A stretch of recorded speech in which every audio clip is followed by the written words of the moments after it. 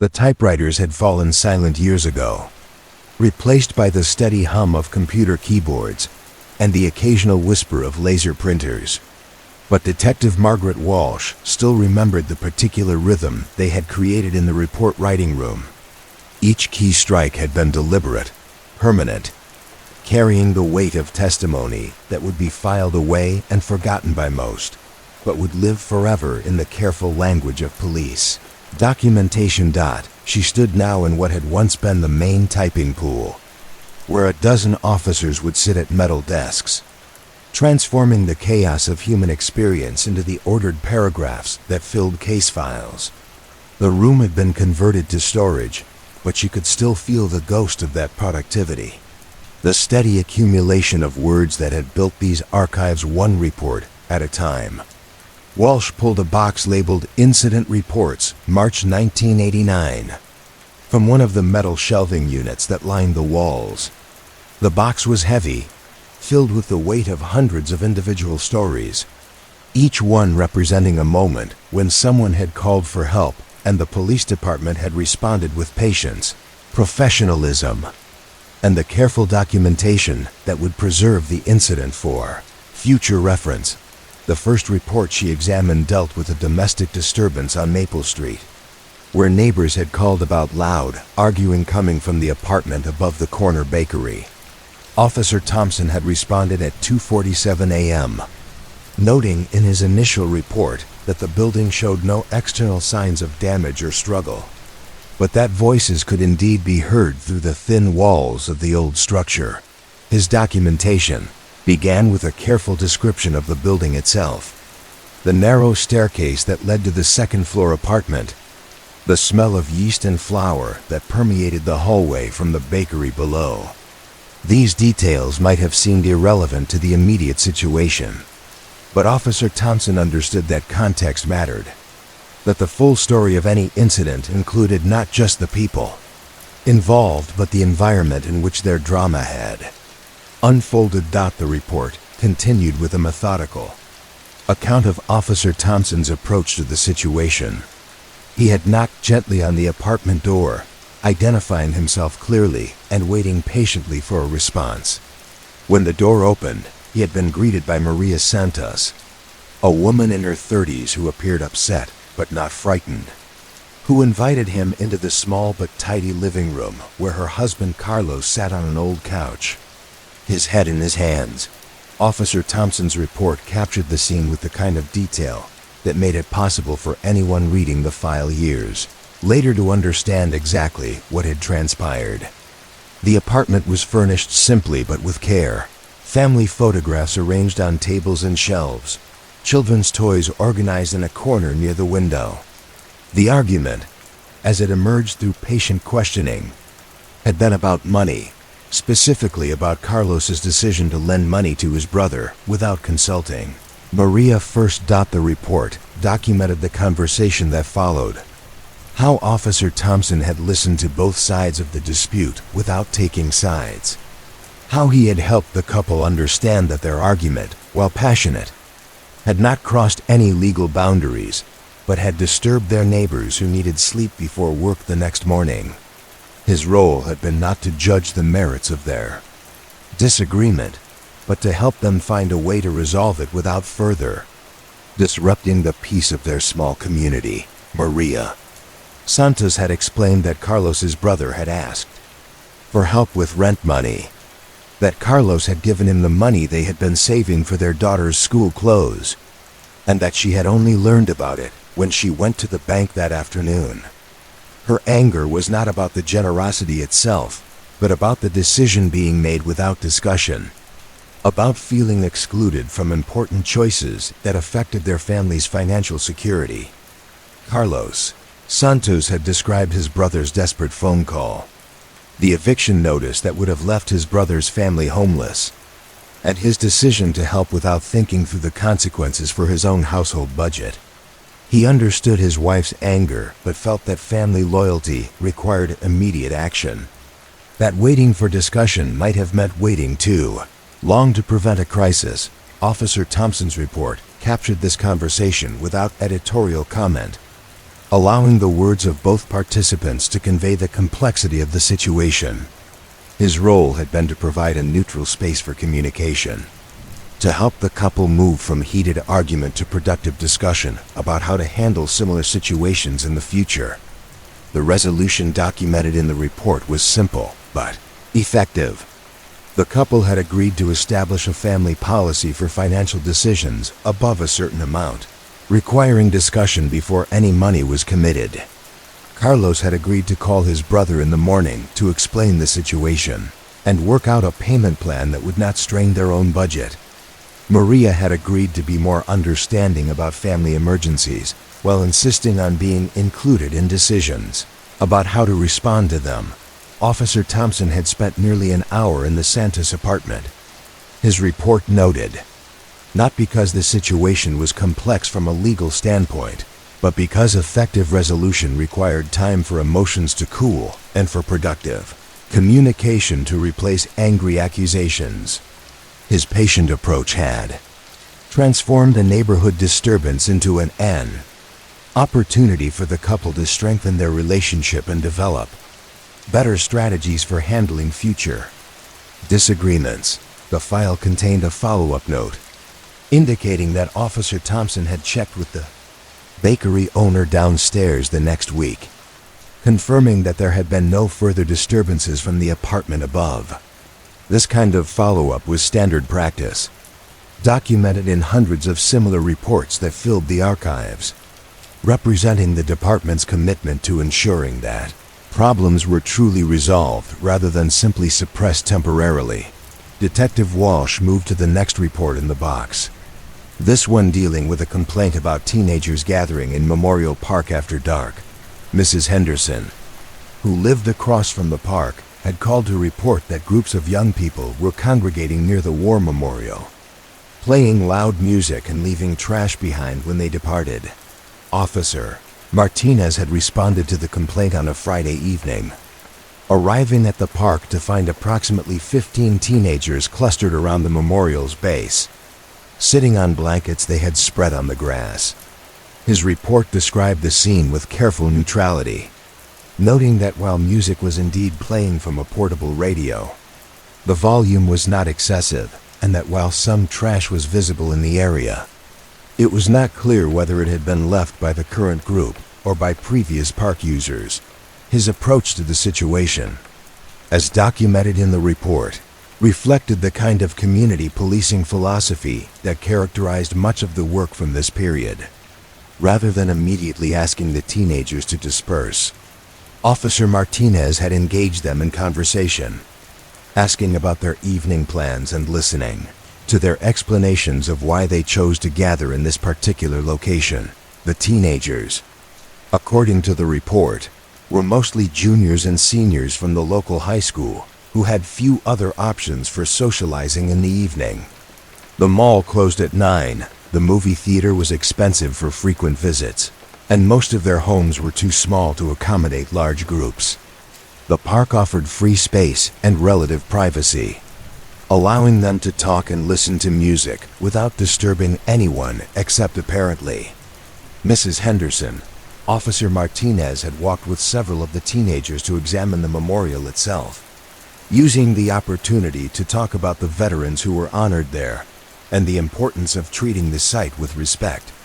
His report noted that the young people seemed genuinely interested in the stories behind the names carved in stone, asking questions about the wars and the local men who had served and died in foreign places. The solution that emerged from this conversation was documented with the same care that characterized all aspects of the report. The teenagers agreed to keep their music at lower volumes and to make sure they cleaned up after themselves before leaving the park.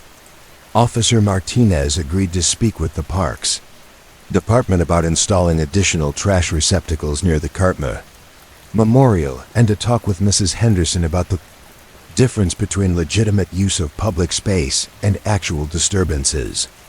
Report included a detailed account of Officer Martinez's subsequent conversation with Mrs. Henderson, during which she acknowledged that the teenagers had not actually violated any laws or ordinances, but expressed her, feeling that their presence somehow disrespected the memorial site. Officer Martinez had listened to her concerns while also explaining that public parks were intended for community use and that excluding young people from public spaces could create more problems than it solved. Mrs. Henderson had eventually agreed to observe the situation for another week before filing any additional complaints, and Officer Martinez had promised to increase his patrols through the park during evening hours to ensure that the informal agreement was being honored by all parties. His report concluded with observations about the importance of maintaining dialogue between different generations within the community and the role that police could play in facilitating such communication. The follow-up documentation in the file showed that the situation had indeed resolved itself satisfactorily. The teenagers had continued to use the park, but had been more conscious about noise levels and cleanup, while Mrs. Henderson had grown accustomed to their presence, and had even struck up conversations with some of the young people about their school activities and future plans. Detective Walsh found these old reports fascinating not just for the individual stories they told, but for the window they provided into a different approach to community policing.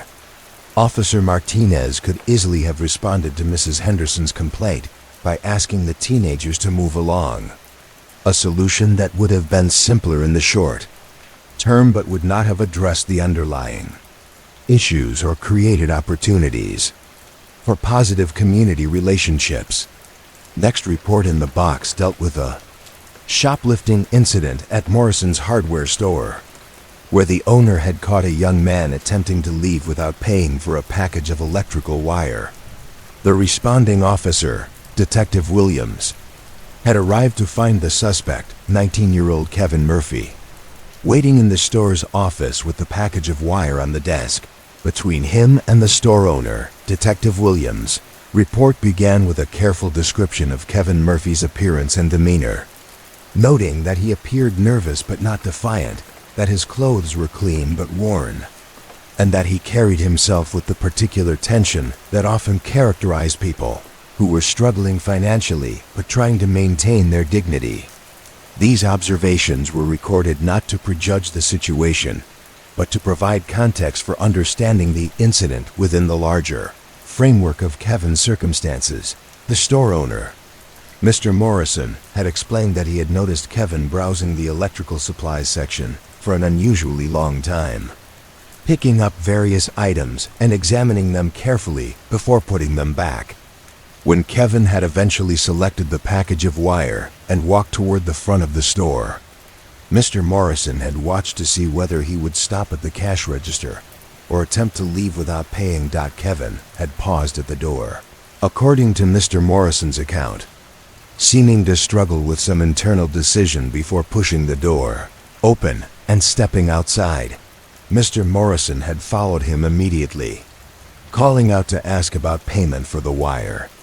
Kevin had stopped immediately, returned to the store without argument, and admitted that he had been attempting to steal the wire because he could not afford to buy it. Detective Williams had conducted separate interviews with both Kevin and Mr. Morrison, documenting their accounts with the careful attention to detail that characterized all his report writing. Kevin had explained that he was trying to rewire the electrical system in his family's apartment, where outdated wiring had begun causing intermittent power outages that threatened to leave his mother and younger sister without heat or light during the approaching winter. Kevin had been unemployed for 3 months, his report noted, since the factory where he had worked part-time while attending community college had closed permanently. His unemployment benefits had been exhausted, and his part-time job search had been unsuccessful, leaving the family dependent on his mother's income from her house-cleaning work. The electrical wire represented a necessity rather than a convenience, but it also represented money that the family could not afford to spend. Mr. Morrison had listened to Kevin's explanation with what Detective Williams described as obvious sympathy. but had also explained his own position as a small business owner who could not afford to overlook theft. Regardless of the circumstances that motivated it, his store operated on thin margins, and unpaid merchandise represented lost income that could threaten his ability to keep the business operating and continue employing his 3 part-time workers. Detective Williams' report documented the conversation that followed, during which all 3 participants had worked together to find a solution that addressed everyone's needs and concerns. Kevin clearly needed the electrical supplies and had the skills to do the work safely, but lacked the money to pay for materials. Mr. Morrison wanted to help but could not simply give away merchandise without jeopardizing his business. The solution they developed was documented in detail, reflecting the kind of creative problem-solving that characterized much of the police work from this period.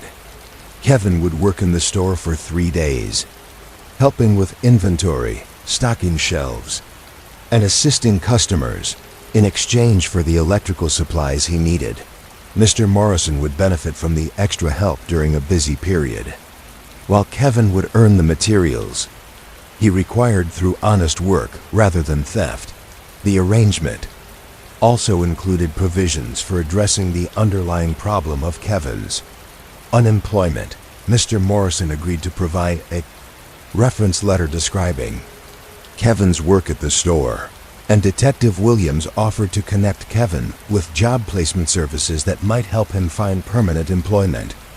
The electrical work would be completed under the supervision of a licensed electrician whom Mr. Morrison knew, ensuring that the repairs were done safely and up to code. Detective Williams' follow-up report, filed 2 weeks after the initial incident, documented the successful completion of this arrangement. Kevin had completed his work at the store satisfactorily, earning not just the electrical supplies, but also a positive reference and a contact list of other local businesses that might need part-time help. The electrical repairs had been completed successfully, resolving the power problems that had threatened the Murphy family's safety and comfort. More significantly, the report noted that Kevin had found part-time work at 2 of the businesses that Mr. Morrison had recommended, providing enough income to help stabilize his family's financial situation while he continued his job search for full-time employment. The incident that had begun as a simple shoplifting case had evolved into an opportunity for community support and problem-solving that benefited everyone involved. These reports reflected a philosophy of policing that saw crime as often being a symptom of underlying social and economic problems rather than simply a matter of individual moral failure. Detective Williams could have processed Kevin's theft through the standard criminal justice system, resulting in fines and possibly jail time that would have made his employment situation even more difficult without addressing the family's need for safe electrical service. Instead, the approach documented in these reports reflected an understanding that effective law enforcement often required addressing root causes rather than just symptoms, and that police officers were often in unique positions to facilitate the kind of community cooperation that could transform problems into opportunities for positive change. Detective Walsh moved deeper into the box, pulling out a report that dealt with a complaint about loud parties in a residential neighborhood. The complainant, Mr. Rodriguez, lived next door to a house that had been rented by 4 college students who had been hosting frequent parties that extended late into the night, creating noise and parking problems that disrupted the quiet residential character of the street. Officer Chun had responded to Mr. Rodriguez's call on a Saturday night, arriving to find approximately 30 young people gathered in and around the rental house, with music playing loudly enough to be heard clearly from the street. Cars were parked on both sides of the narrow residential road, making it difficult for residents to access their own driveways and creating potential problems for emergency vehicles. His report described the scene with careful objectivity, noting that while the party was indeed loud and creating parking difficulties, The participants appeared to be well-behaved college students rather than troublemakers intent on causing problems. The house itself showed no signs of damage or vandalism, and Officer Chun observed no evidence of underage drinking or other illegal activities. Beyond the noise ordinance violations, Officer Chun's approach to the situation was documented with the same methodical care that characterized all the reports from this period. Rather than immediately demanding that the party be shut down, he had requested to speak with the residents of the house, engaging them in a conversation about their responsibilities as renters in a residential neighborhood and the impact their activities were having on their neighbors. The 4 students, according to the report, had been unaware that their parties were causing serious problems for neighbors. They had chosen the house specifically because it seemed to offer enough space for socializing, and they had assumed that occasional loud parties were simply part of normal neighborhood life. They expressed genuine surprise when Officer Chun explained that Mr. Rodriguez worked early shifts and needed to sleep by 10 o'clock, and that the elderly couple across the street had been unable to get medical assistance the previous week because the ambulance could not navigate through the cars parked along the street. The conversation that followed was documented in detail, showing how Officer Chun had worked with the students to develop solutions that would allow them to continue socializing while respecting the needs of their neighbors. The students agreed to limit their larger parties to Friday and Saturday nights, to end all outdoor activities by 11 o'clock, and to provide advance notice to neighbors when they planned events that might be louder than usual. More importantly, they agreed to work with neighbors to establish parking guidelines that would ensure emergency vehicle access while still accommodating guests. Officer Chun facilitated a meeting between the students and Mr. Rodriguez, during which they developed a simple system for communicating about upcoming events and addressing problems before they required police intervention. Report included documentation of Officer Chun's follow-up contacts with both the students and Mr. Rodriguez over the following month. The informal agreement had been honored by all parties, with the students demonstrating increased awareness of their impact on the neighborhood and Mr. Rodriguez showing greater understanding of the challenges faced by young people trying to establish social connections in a new community. The final note in the file indicated that the students had actually become assets to the neighborhood, helping elderly residents with yard work and snow removal, and that Mr. Rodriguez had become something of a mentor to them, offering advice about managing money and finding part-time employment. What had begun as a noise complaint had evolved into an example of successful intergenerational cooperation within the community. Detective Walsh found herself impressed by the patience and wisdom that Officer Chun had brought to what could have been handled as a simple enforcement action. His understanding that young people needed spaces for socializing, combined with his recognition that established residents deserved peace and quiet in their homes, had led to a solution that strengthened the community rather than simply suppressing conflict. The next report dealt with a vandalism incident at the public library, where someone had spray-painted graffiti on the exterior wall facing the parking lot. The damage was not extensive, according to the initial report filed by Officer Davis, but it represented a violation of public property that required investigation and resolution. Officer Davis's documentation of the scene was thorough and methodical, including photographs of the graffiti from multiple angles and detailed measurements of the affected area. The graffiti itself was not random vandalism, but appeared to be a carefully executed design, incorporating both text and artistic elements. The text, which read "Books are freedom," was surrounded by flowing designs that seemed to celebrate rather than deface the library building. The investigation that followed was documented with the same careful attention to detail that characterized all of Officer Davis's work. Rather than treating the incident as simple property destruction, he had approached it as a puzzle that might reveal important information about the motivation behind the action and the person responsible for it. His interviews with library staff revealed that the graffiti had appeared overnight, probably during the early morning hours when the building was unoccupied and the parking lot was empty. The library director, Mrs. Patterson, had discovered it when she arrived for work and had immediately called police. Though she admitted that the message itself was not offensive and the artwork showed considerable skill and planning, Officer Davis had spent considerable time studying the graffiti, noting details about the spray paint colors used, the style of lettering, and the overall composition of the design. His report included observations about the techniques employed, suggesting that the artist had significant experience with this medium and had probably spent considerable time planning the execution. Breakthrough in the case had come through community engagement rather than traditional detective work. Officer Davis had shared photographs of the graffiti with art teachers at the local high school and community college, asking for their observations about the style and technique.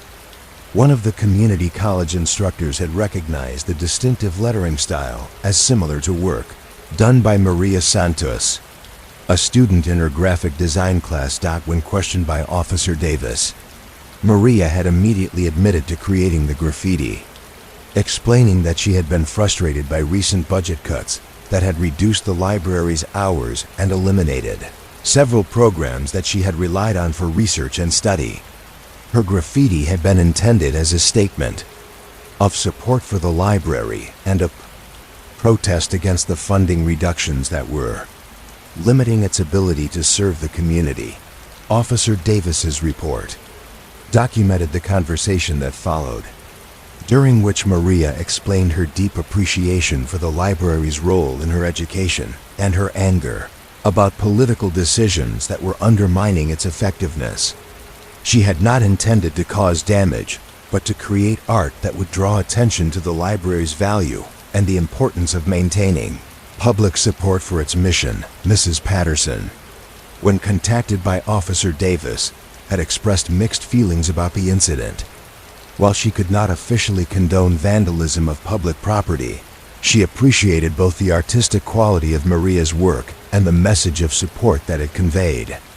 She was also aware that Maria was one of the library's most dedicated users, someone who spent hours there each week studying and researching. The resolution of the case was documented with careful attention to all the interests involved. Maria agreed to clean the graffiti from the library wall and to pay for any professional cleaning that might be required to fully restore the building's appearance. More importantly, she agreed to channel her artistic skills and passion for the library into legal advocacy efforts. Mrs. Patterson worked with Officer Davis to develop what they called a community art project, inviting Maria and other local artists to create a permanent mural on a different section of the library building, one that would celebrate the library's mission while enhancing rather than damaging public property.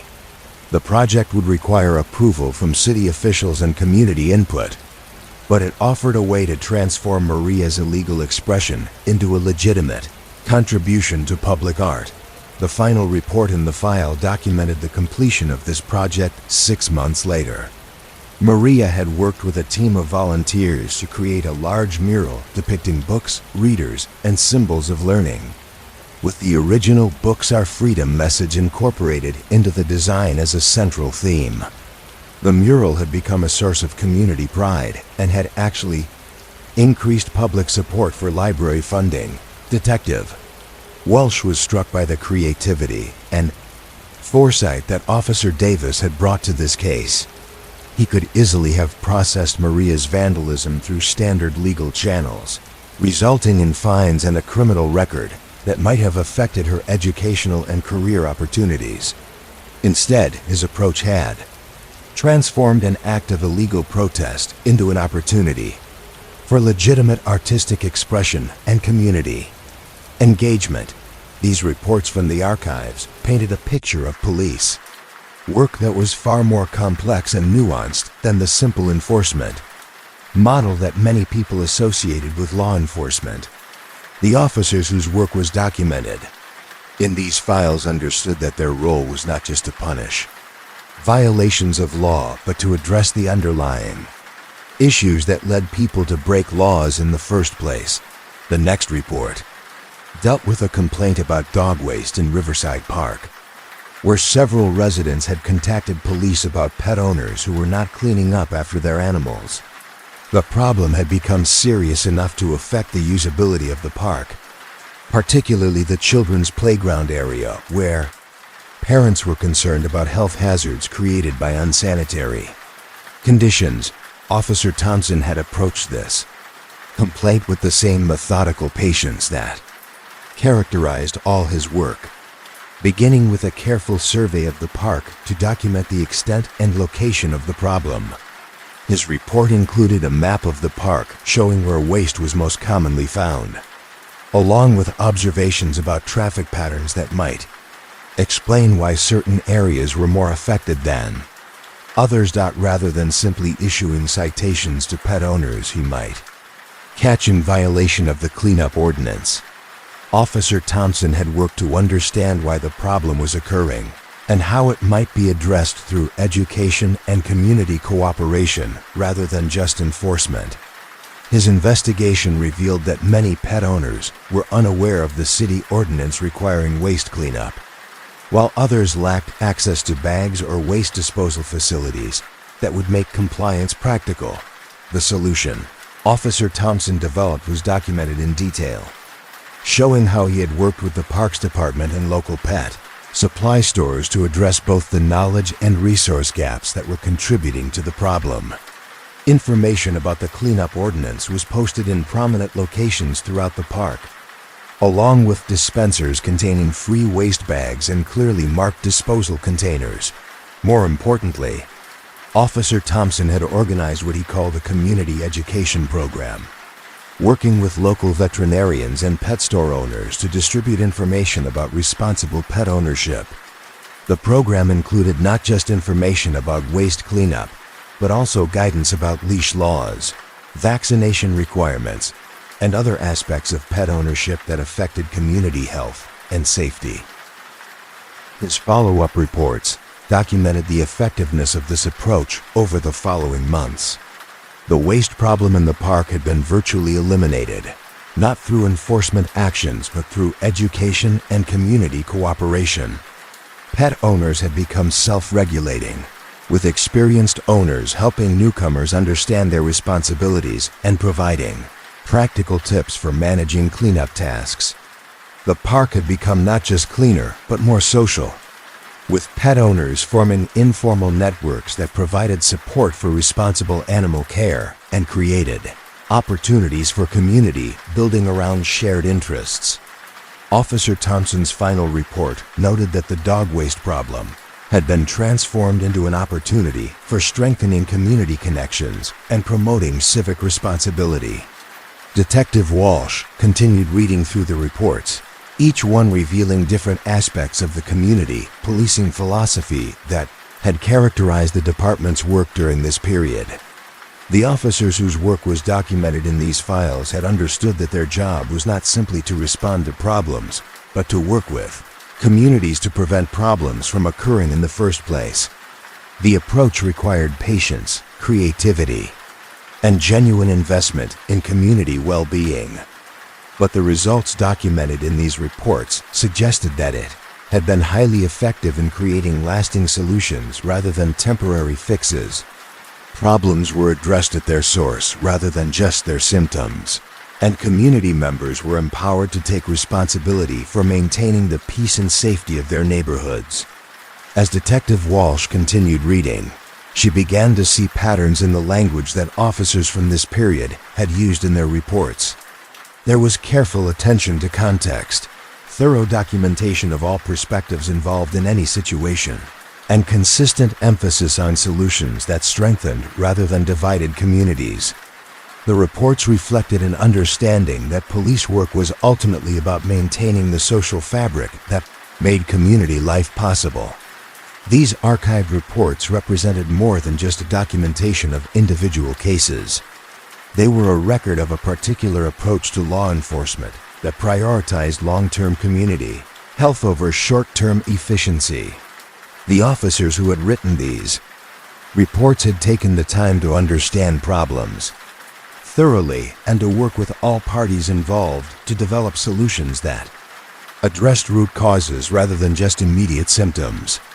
Reading through these files, Detective Walsh found herself thinking about the current state of police work and wondering whether the pressures of modern law enforcement had made this kind of patient, thorough approach more difficult to sustain. The reports in these archives suggested that effective community policing required time for relationship building, resources for addressing underlying social problems, and organizational support for officers who chose to invest in long-term solutions rather than quick fixes. The work documented in these files represented a model of policing that might have valuable lessons for contemporary law enforcement. If departments could find ways to balance the immediate demands of public safety with the longer-term benefits of community engagement and problem-solving. The officers whose reports filled these archives had demonstrated that patience, creativity, and genuine concern for community well-being could transform potential conflicts into opportunities for positive change. The archive stretched deeper than most people realized, extending beyond the main filing areas into corridors that seemed to wind endlessly through the basement levels of the old courthouse building. Detective Robert Hayes had discovered these secondary storage areas during his third year on the force, following a maintenance worker who had been checking on the building's aging ventilation system and had unlocked doors that led to chambers filled with files dating back to the early decades of the 20th century. Here, in these forgotten spaces, the very air seemed thick with the weight of accumulated history. Dust covered everything with a fine, even layer that spoke of years without disturbance, and the silence was so complete that it felt almost sacred. These were the files that had been deemed inactive, cases closed so long ago that the participants were likely no longer living. Their stories preserved in the careful handwriting and carbon copy typing of officers who had long since retired or passed away themselves. Detective Hayes moved slowly through these chambers, his flashlight beam picking out filing cabinets that bore labels written in faded ink, organizational systems that reflected the methodical thinking of archivists from another era. Cabinet after cabinet held manila folders that had yellowed with age, their edges soft and fragile, their contents protected by the stable temperature and humidity that had been maintained in these underground spaces for decades. He selected a cabinet labeled Domestic Investigations, 1952 to 1954, and carefully pulled open the heavy drawer. Inside, folders hung in perfect alignment, each one tagged with a case number written in the distinctive script of an era when penmanship was considered an important professional skill. The paper had developed the particular texture that comes with extreme age, slightly brittle but still intact. Still holding its secrets with quiet dignity, the first file he examined contained reports about a missing person case from the autumn of 1953. Mrs. Eleanor Whitman, a 65-year-old widow, had disappeared from her home on Chestnut Street without explanation, leaving behind no note and taking nothing except the clothes she had been wearing when her neighbor last saw her working in her garden on a Tuesday afternoon in October. The investigating officer, Detective William Morrison, had approached the case with the kind of methodical patience that seemed to characterize police work from that era. His handwritten reports were models of careful observation and thorough documentation, each page filled with details that painted a complete picture of Mrs. Whitman's life and the circumstances of her disappearance. Detective Morrison had begun his investigation by conducting a Comprehensive examination of Mrs. Whitman's house. A two-story frame building that she had shared with her late husband for more than 30 years before his death the previous winter. His report described the house room by room, noting not just potential evidence, but the character of Mrs. Whitman's daily life as reflected in her possessions and their arrangement. The kitchen, according to his notes, showed signs of normal use up to the day of her disappearance. Dishes had been washed and put away. The icebox contained fresh milk and vegetables. And a shopping list written in Mrs. Whitman's careful handwriting was attached to the refrigerator door with a small magnet shaped like a flower. The list included ordinary items like bread, eggs, and coffee, suggesting that Mrs. Whitman had been planning for future meals and had not intended to leave permanently. Her bedroom revealed similar signs of normal routine. The bed was made with military precision. Clothes were hung neatly in the closet, and her hairbrush and other personal items were arranged on the dresser exactly as her neighbor, Mrs. Patterson, said they had always been arranged. Most significantly, Mrs. Whitman's purse was still in its usual place on the kitchen table, containing her house key, a small amount of money, and the reading glasses she was never seen without. Detective Morrison had interviewed every neighbor on Chestnut Street, documenting their observations with careful attention to even the smallest details.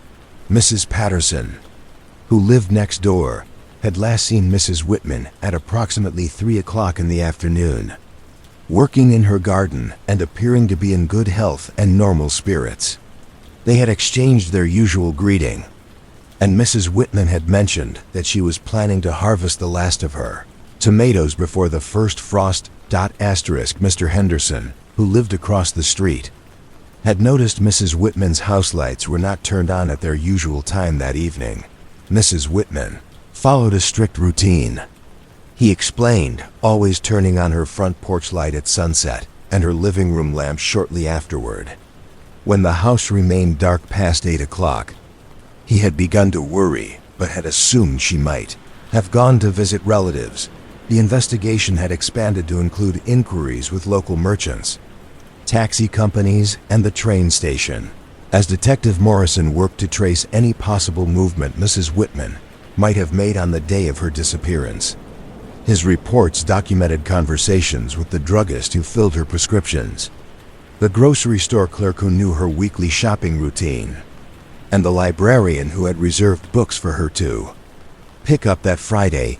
None of these inquiries had yielded any evidence that Mrs. Whitman had made any unusual plans or had given any indication that she intended to leave town.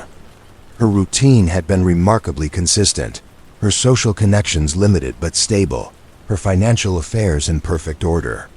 Detective Morrison had found no debts, no family conflicts, no romantic entanglements that might explain a sudden desire to disappear. The breakthrough in the case had come through what Detective Morrison described in his reports as pure persistence combined with careful attention to seemingly insignificant details. During his third visit to Mrs. Whitman's house, he had noticed that one of the basement windows showed signs of having been recently disturbed, with cobwebs broken and a small amount of dirt displaced around the frame. His examination of the basement revealed that Mrs. Whitman had been using the space not just for storage but as a workshop where she had been refinishing furniture and working on what appeared to be a large wooden chest. The chest was nearly complete, sanded smooth and ready for staining, with brass hinges and a lock mechanism that had been carefully restored to working condition. Inside the chest, Detective Morrison had found a collection of letters tied with ribbon, photographs dating back several decades, and documents that told the story of a life far more complex than Mrs. Whitman's quiet routine had suggested. The letters were from a man named James Sullivan, who had been writing to Mrs. Whitman for more than 20 years from an address in California, expressing love and regret for choices made in their youth that had kept them apart. The most recent letter, dated just 2 weeks before Mrs. Whitman's disappearance, contained news that James Sullivan's wife had passed away after a long illness, and a tentative inquiry about whether Eleanor might consider joining him in California to spend their remaining years together. He had included a train ticket and enough money to cover her travel expenses, along with a gentle suggestion that she need not reply by letter if she was uncertain, but could simply appear at the address he provided if she decided to accept his proposal. Detective Morrison's follow-up investigation had confirmed that Mrs. Whitman had indeed traveled to California, taking the train west on the day after her disappearance and leaving behind her previous life to begin a new chapter with a man she had loved but had been unable to marry 5 decades earlier due to family opposition and social expectations of their era. His final report had included a letter from Mrs. Whitman herself, written from California and mailed to the police department several weeks after her arrival. She had apologized for any concern her sudden departure might have caused, explaining that the opportunity to reunite with James had seemed like a gift that might not come again, and that she had feared if she told anyone of her plans, well-meaning friends might convince her to reconsider what her heart told her was the right decision. Detective Hayes found himself moved by this old story, by the patient detective work that had unraveled the mystery, and by the courage of an elderly woman who had chosen love over convention in the final chapter of her life. Mrs. Whitman's house on Chestnut Street had eventually been sold, her furniture and possessions distributed according to her wishes as expressed in letters she had sent to neighbors and friends. After her arrival in California, the file contained a final note, indicating that Mrs. Whitman and James Sullivan had been married in a small ceremony in Pasadena 3 months after her arrival, and that she had lived happily in California for 7 more years before her death in 1960. James had written to thank Detective Morrison for his thorough and sensitive handling of the case, crediting the detective's patient work with ensuring that Eleanor's choice was understood and respected, rather than judged or criticized. Detective Hayes carefully returned Mrs. Whitman's file to its place in the drawer and selected another folder, this one dealing with a burglary investigation from 1954. The victim was Mr. Samuel Chun, who owned a small grocery store on the east side of town and had arrived at his shop one Monday morning to find that someone had broken in over the weekend and taken money from the cash register along with several cartons of cigarettes and canned goods. The responding officer, Sergeant Joseph Martinez, had documented the scene with meticulous care, creating hand-drawn diagrams that showed the exact location of the forced entry, the path the intruder had taken through the store, and the specific items that had been taken. His report noted that the break-in had been accomplished with minimal damage, suggesting either that the intruder had some experience with this kind of activity or that they had taken considerable time to work carefully. The investigation that followed was documented with the same thorough attention to detail that characterized all of Sergeant Martinez's work. He had interviewed Mr. Chun extensively, learning about the store's daily routines, its customer base, and the security measures that were normally in place. The store stayed open until 8 o'clock each evening and was closed on Sundays, giving potential intruders a window of opportunity between Saturday night and Monday morning. Mr. Chun had provided Sergeant Martinez with a detailed inventory of the missing items, including not just the obvious targets like money and cigarettes, but specific canned goods that suggested the intruder had been selective rather than random in their choices. The missing foods were basic staples like beans, soup, and vegetables, items that would be useful for feeding a family, but not particularly valuable for resale. Sergeant Martinez had expanded his investigation to include the neighborhood around the store, interviewing residents who might have observed unusual activity over the weekend. His reports documented conversations with people who lived in the apartments above other businesses, night shift workers who walked through the area during late hours, and early risers who might have noticed signs of the break-in before Mr. Chun discovered it Monday morning. Asterisk. The breakthrough had come through what Sergeant Martinez described as community cooperation rather than traditional detective work. Mrs. Rodriguez, who lived in an apartment 2 blocks from the store, had mentioned during her interview that her teenage son had been spending time with a new friend whose family had recently moved to the neighborhood and was struggling financially after the father had been injured at the steel plant. This information had led Sergeant Martinez to the Morrison family, recent arrivals from West Virginia who had come north looking for work but had encountered difficulties when the father, Robert Morrison, had suffered a back injury that prevented him from taking the factory job he had been promised. The family was living in a basement apartment and surviving on savings that were rapidly being depleted.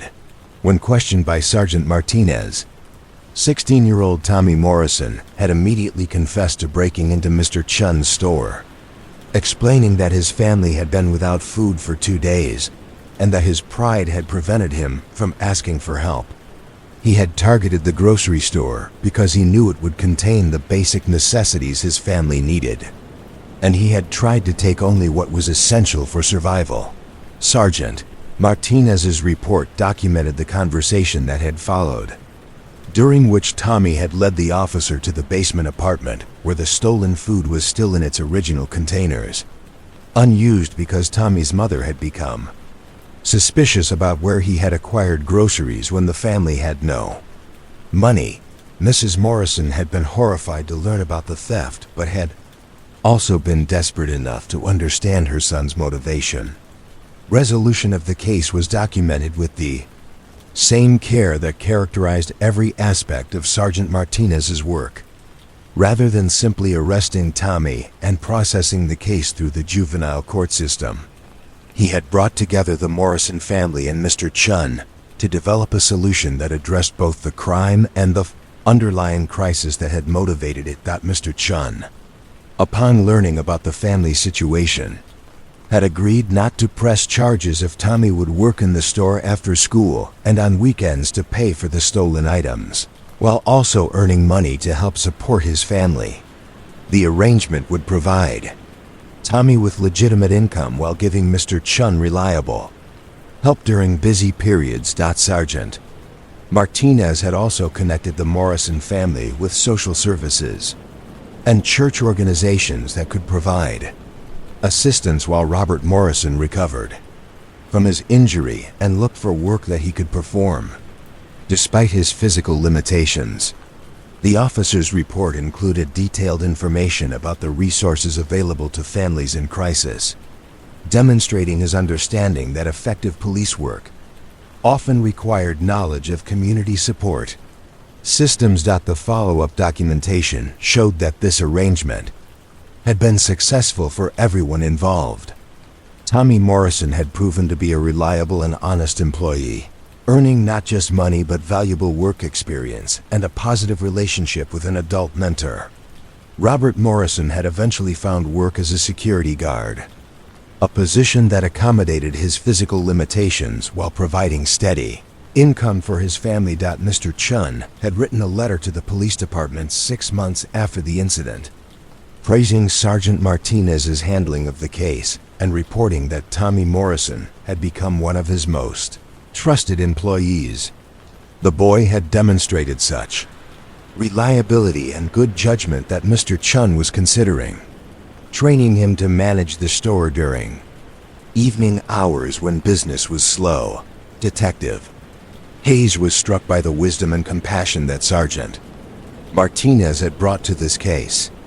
The officer could easily have processed Tommy Morrison's theft as a straightforward criminal matter, resulting in a juvenile record that might have followed the boy for years and done nothing to address the family crisis that had motivated the crime in the first place. Instead, Sergeant Martinez had recognized that Tommy's theft was a symptom of a larger problem and had worked to address both the immediate crime and its underlying causes. His approach had transformed a potential tragedy into an opportunity for community building and mutual support, creating lasting positive relationships rather than simply punishing a desperate act. The next file Detective Hayes examined dealt with what the cover sheet described as a disturbance at the train station, an incident from the summer of 1954 that had required the attention of Officer Patrick O'Brien. According to the initial report, station personnel had called police about a woman who was creating what they described as a scene, crying loudly and refusing to board her scheduled train despite having a valid ticket. Officer O'Brien's report began with a careful description of the scene he had encountered upon arriving at the station. The woman in question was Mrs. Catherine Sullivan, approximately 30 years old, well-dressed but obviously distressed, standing on the platform beside a train that was preparing to depart. She was holding a suitcase and a ticket, but tears were streaming down her face, and she appeared to be engaged in an intense internal struggle about whether to board the train. The station manager, Mr. Wallace, had approached Mrs. Sullivan several times to inform her that the train would be departing soon and that she needed to board immediately or forfeit her ticket. Each time, she had nodded and moved toward the train car, only to stop again and return to her position on the platform, crying harder and clutching her suitcase as if it contained everything she owned in the world. Officer O'Brien had approached Mrs. Sullivan with the kind of gentle patience that characterized his interactions with people in crisis, introducing himself quietly and asking if there was anything he could do to help her resolve whatever difficulty she was experiencing. His report documented the conversation that followed, capturing not just the facts of her situation, but the emotional complexity that was preventing her from taking what should have been a simple action. Mrs. Sullivan had explained that the train ticket was to take her to Chicago, where her husband's family lived and where she was expected to make a new home after her husband's death in a factory accident 3 weeks earlier. The arrangements had been made by her brother-in-law, who had insisted that she could not possibly manage on her own and that family duty required her to accept their support and guidance in rebuilding her life. The problem, as she explained to Officer O'Brien, was that moving to Chicago would mean leaving behind everything that connected her to the life she had built with her husband during their brief marriage. Their small apartment contained furniture they had chosen together, books they had read aloud to each other, and a garden she had planted in the narrow space behind their building. More importantly, it would mean leaving the job she had recently started at the local telephone company, work that she enjoyed and that provided her with both income and independence. Officer O'Brien's report captured the complexity of Mrs. Sullivan's dilemma with remarkable sensitivity for an official police document. She was torn between family expectations and personal autonomy, between the security of accepting help and the independence of managing her own affairs, between honoring her husband's memory by maintaining their shared life and moving forward into an uncertain but self-directed future. The train conductor had approached them twice during this conversation, each time more insistently informing Mrs. Sullivan that the train could not wait much longer. Officer O'Brien had asked for a few more minutes, explaining that the lady was dealing with an important decision that required careful consideration rather than hasty action. During their continued conversation, Mrs. Sullivan had revealed that her reluctance to board the train was not just about leaving her current life, but about her fears regarding what awaited her in Chicago. Her husband's family had never fully accepted her, viewing her as unsuitable for their son because of her working-class background. They had made it clear that accepting their help would mean accepting their control over her choices, including where she would live, how she would spend her time, and whom she would be permitted to associate with. Officer O'Brien had listened to all of this without offering immediate advice. understanding that Mrs. Sullivan needed space to work through her feelings rather than pressure to make a quick decision. His report noted that sometimes the most helpful thing an officer could do was provide a calm, supportive presence that allowed people to think clearly about difficult choices. When Mrs. Sullivan finally asked for his opinion, Officer O'Brien had posed questions rather than providing answers, helping her think through the practical implications of each option. If she went to Chicago, would she be able to find work that satisfied her? Would her husband's family respect her independence and allow her to maintain relationships with friends from her current life? If she stayed, did she have sufficient financial resources to manage on her own? And were there people in her current community who would provide support if she needed help? The conversation had continued for nearly an hour, with the train departing without Mrs. Sullivan aboard. Officer O'Brien's report documented how this delay had actually helped her reach clarity about her decision. As the train pulled away from the station, she had expressed relief rather than regret, saying that watching it leave had confirmed her feeling that Chicago represented an escape from grief, rather than a genuine new beginning. Officer O'Brien had helped Mrs. Sullivan arrange for a refund of her train ticket and had offered to drive her home, understanding that returning to her apartment after such an emotional experience might be difficult to manage alone. His report included observations about her improved demeanor during the ride, how reaching a decision that felt right had replaced her earlier distress with a sense of determination and purpose. The follow-up documentation showed that Mrs. Sullivan had indeed managed successfully on her own, keeping her job at the telephone company and building a network of supportive relationships within her community. She had eventually remarried several years later, choosing a partner who shared her values and respected her independence rather than seeking to control her choices. Officer O'Brien had received a letter from Mrs. Sullivan on the anniversary of her husband's death, thanking him for his patience and understanding during what she described as one of the most difficult decisions of her life. She credited his calm presence and thoughtful questions with helping her find the courage to trust her own judgment, rather than simply accepting what others believed was best for her. Detective Hayes found this case particularly moving because it illustrated how police officers often found themselves serving as informal counselors for people facing life crises that extended far beyond simple law enforcement matters. Officer O'Brien could have simply insisted that Mrs. Sullivan board the train or leave the station, treating her distress as a disruption rather than recognizing it as a human being working through profound grief and difficult choices. Instead, his patient, compassionate approach had provided exactly the kind of support she needed to make a decision that honored both her emotional needs and her practical circumstances. His willingness to spend time understanding her situation rather than simply moving her along had made the difference between a choice made from desperation and a choice made from informed consideration of her options. The next file dealt with a case of suspected fraud involving an elderly man who had been convinced to invest his life savings in what appeared to be a questionable business venture.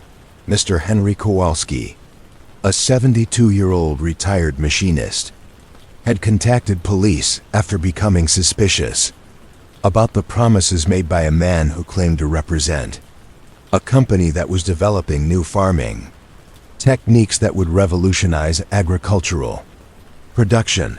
Detective Frank Wilson had been assigned to investigate Mr. Kowalski's complaint, and his reports documented the painstaking process of unraveling what proved to be a sophisticated confidence scheme that had targeted elderly residents throughout the region.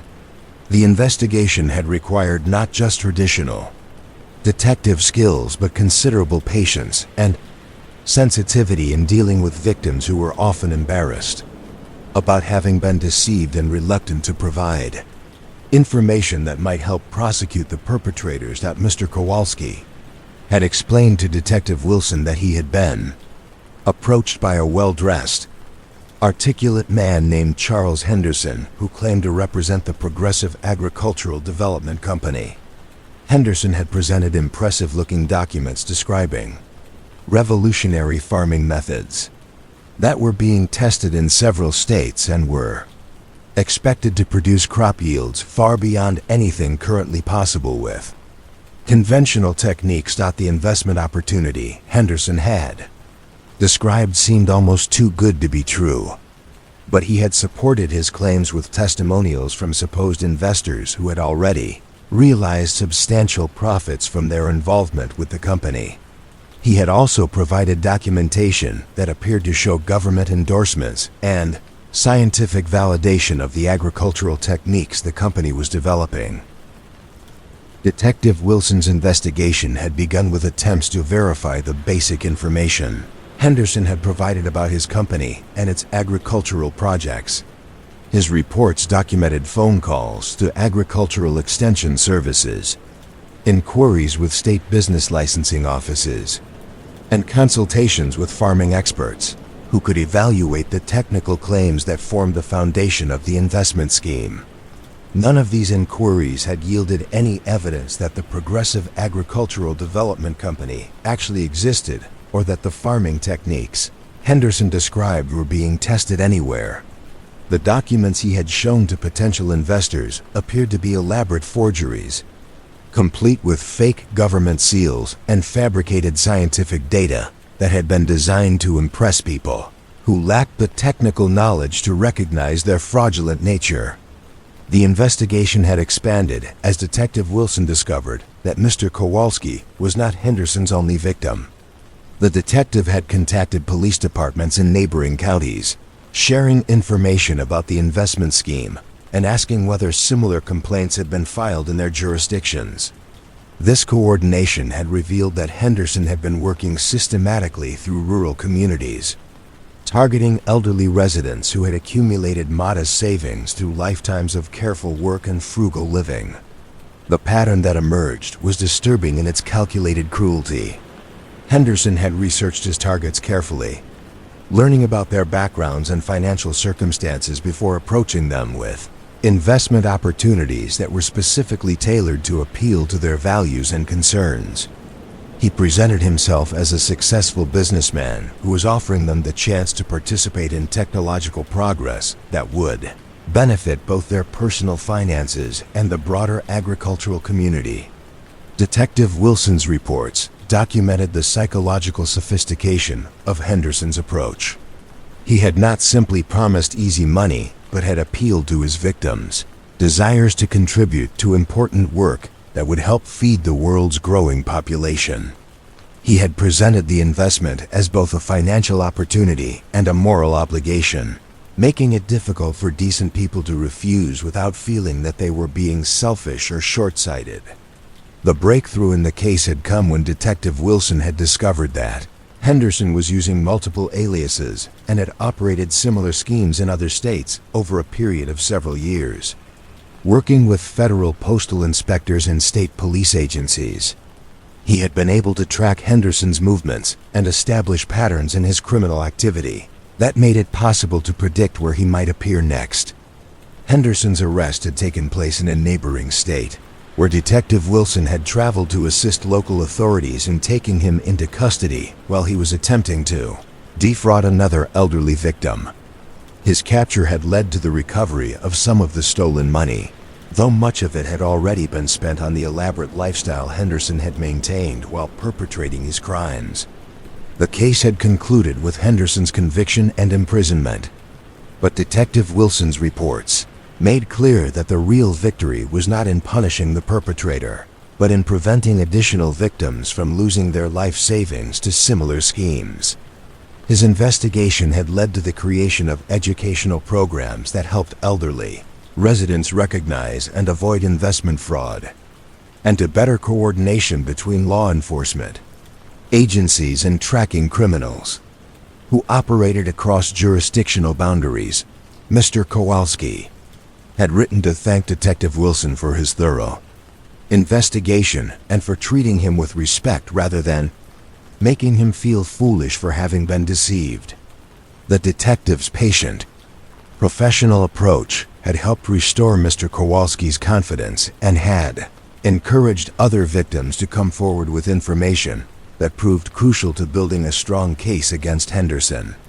Detective Hayes was impressed by the complexity and thoroughness of Detective Wilson's investigation, which had required skills that went far beyond basic police work to include financial analysis, interstate coordination, and sophisticated understanding of criminal psychology.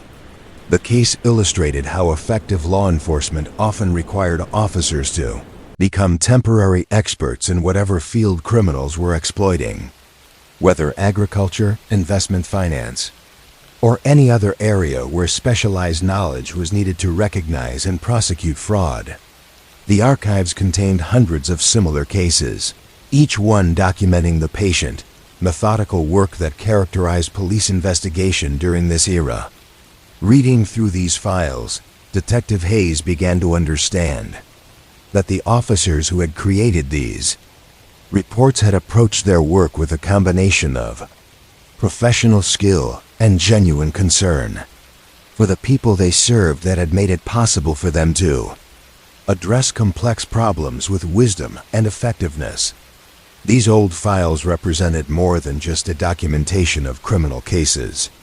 They were a record of a particular approach to law enforcement that recognized the humanity in everyone involved, whether victims, suspects, or community members who needed help navigating difficult circumstances.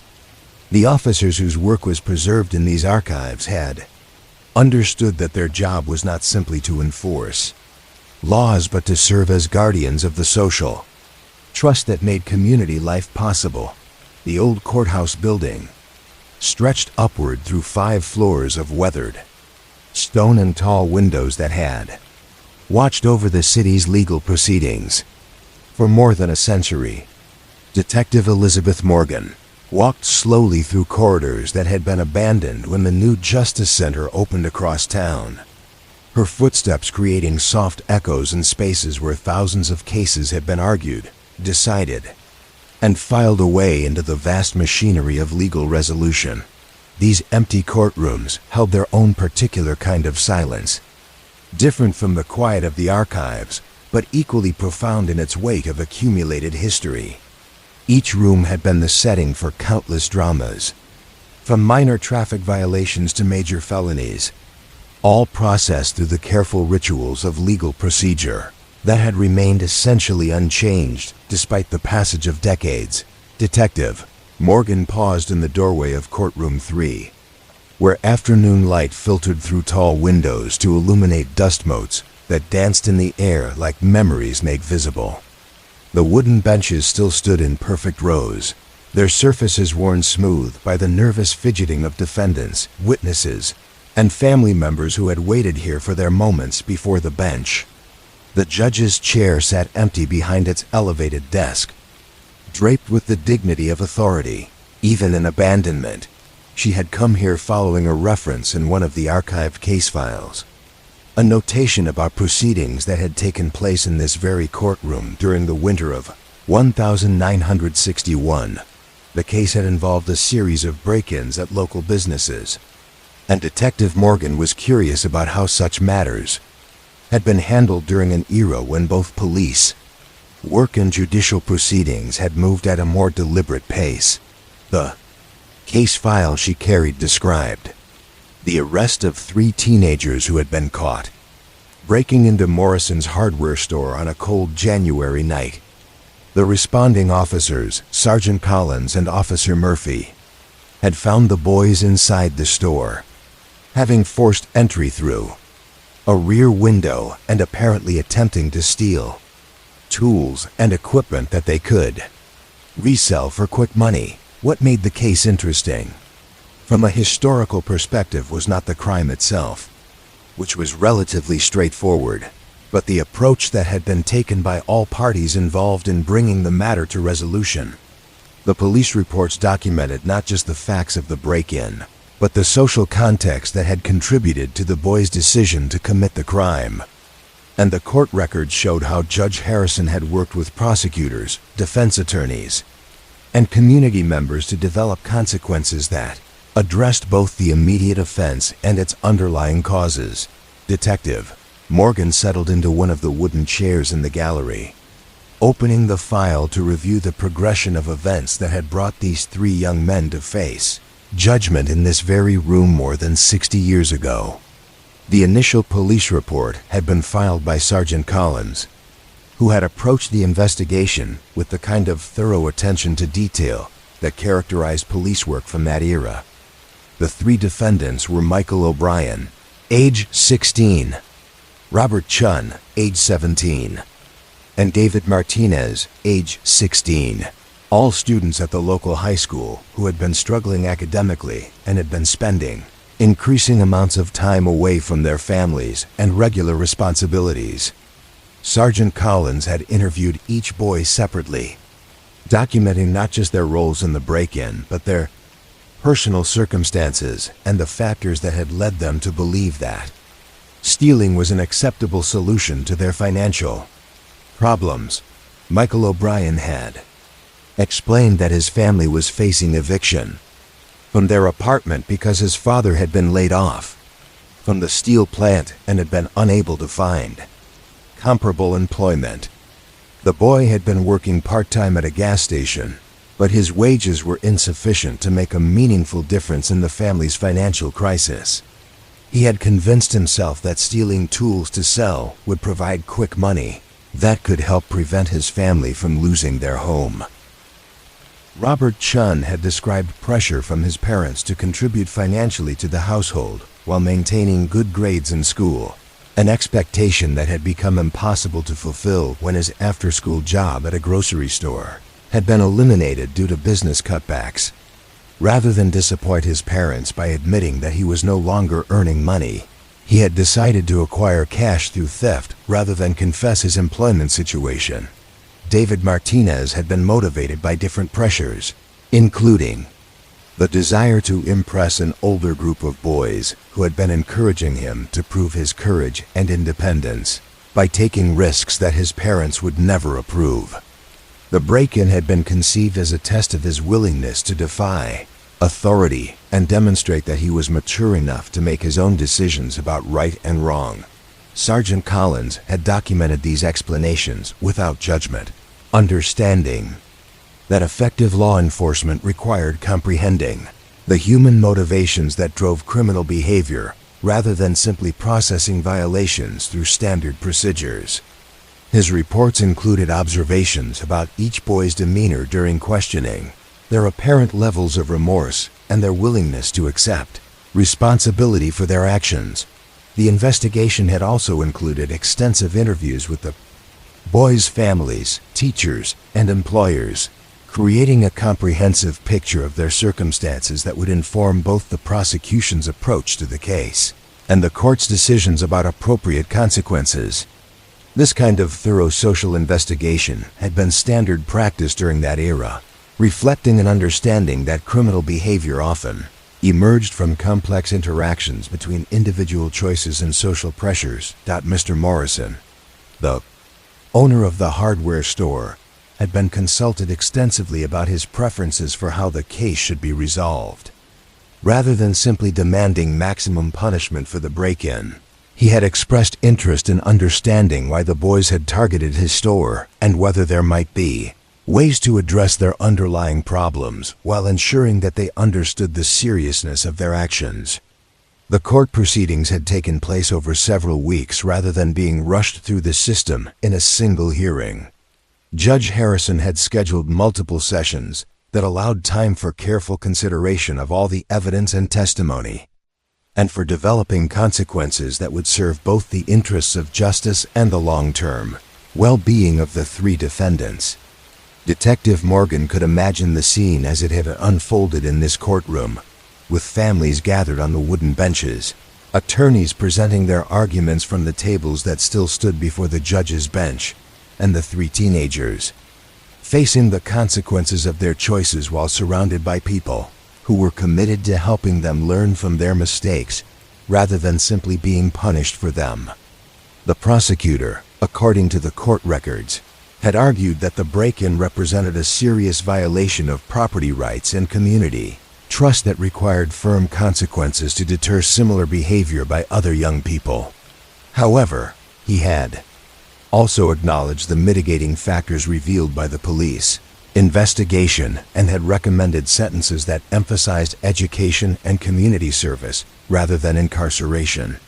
The defense attorneys had presented detailed arguments about each boy's individual circumstances, emphasizing their previously clean records, their expressions of remorse, and their family's commitment to providing supervision and support that would help prevent future problems. They had also proposed specific plans for restitution and community service that would allow the boys to make amends for their actions while developing more positive connections to the community they had harmed. Judge Harrison's decision had reflected careful consideration of all these factors.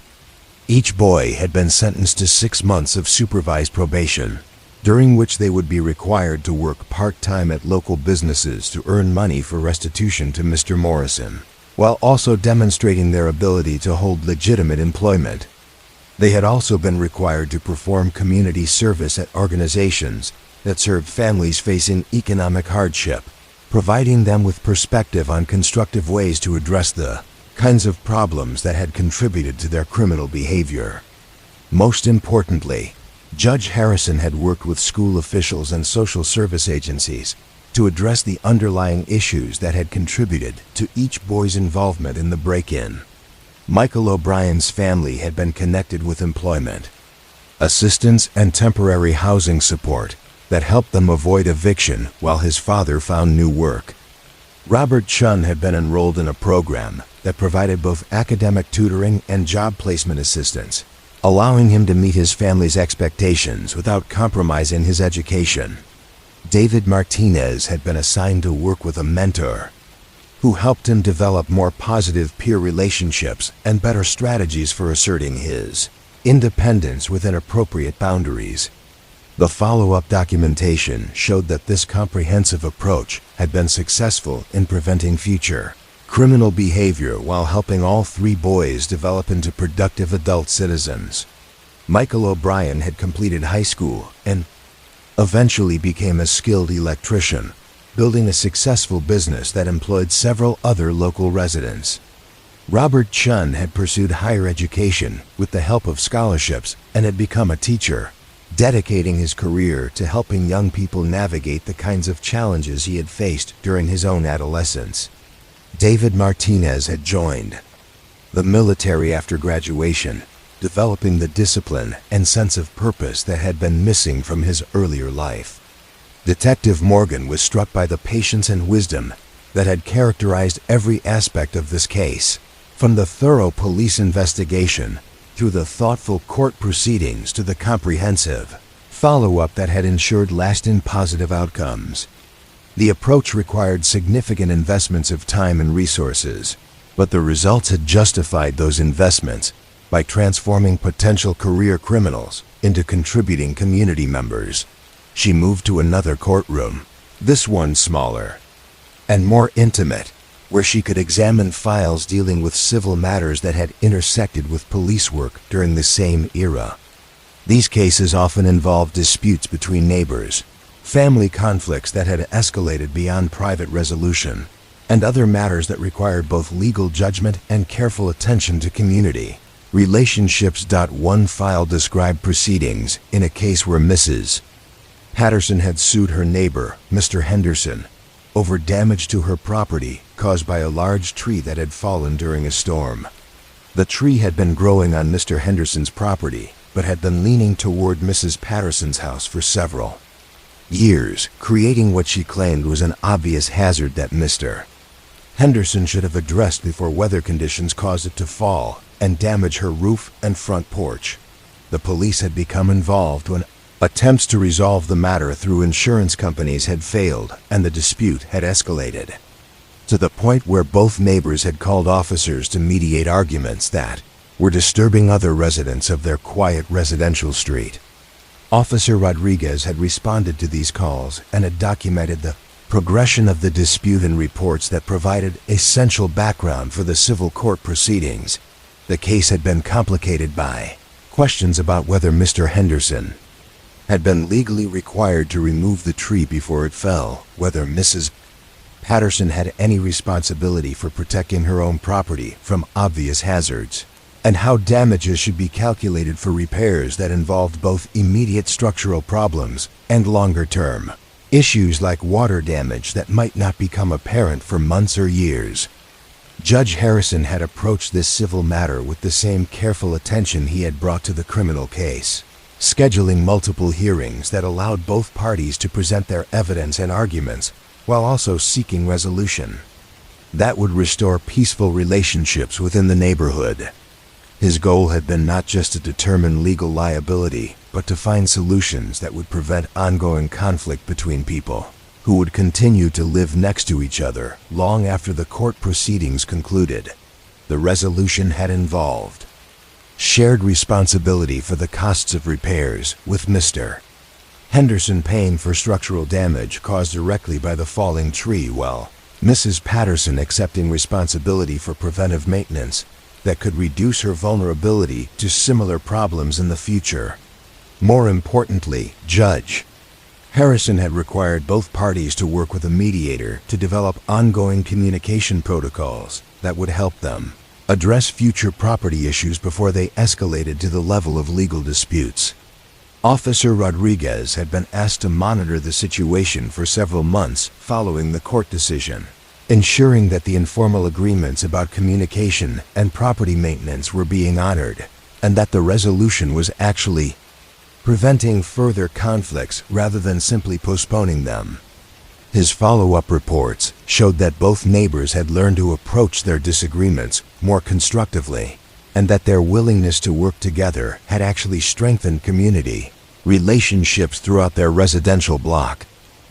Detective Morgan moved through the building to examine the holding cells where defendants had waited during court proceedings, spaces that told their own stories about the intersection of crime and justice during an era when both moved at a more deliberate pace.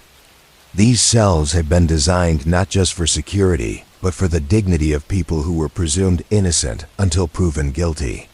With adequate lighting, proper ventilation, and furnishings that recognized the humanity of those who waited there. The cells contained their own kind of documentation in the form of logbooks that recorded who had been held there, for how long, and under what circumstances. These records provided another perspective on how the justice system had operated during the mid-20th century, showing patterns of arrests, booking procedures, and the treatment of people who found themselves in police custody for various reasons.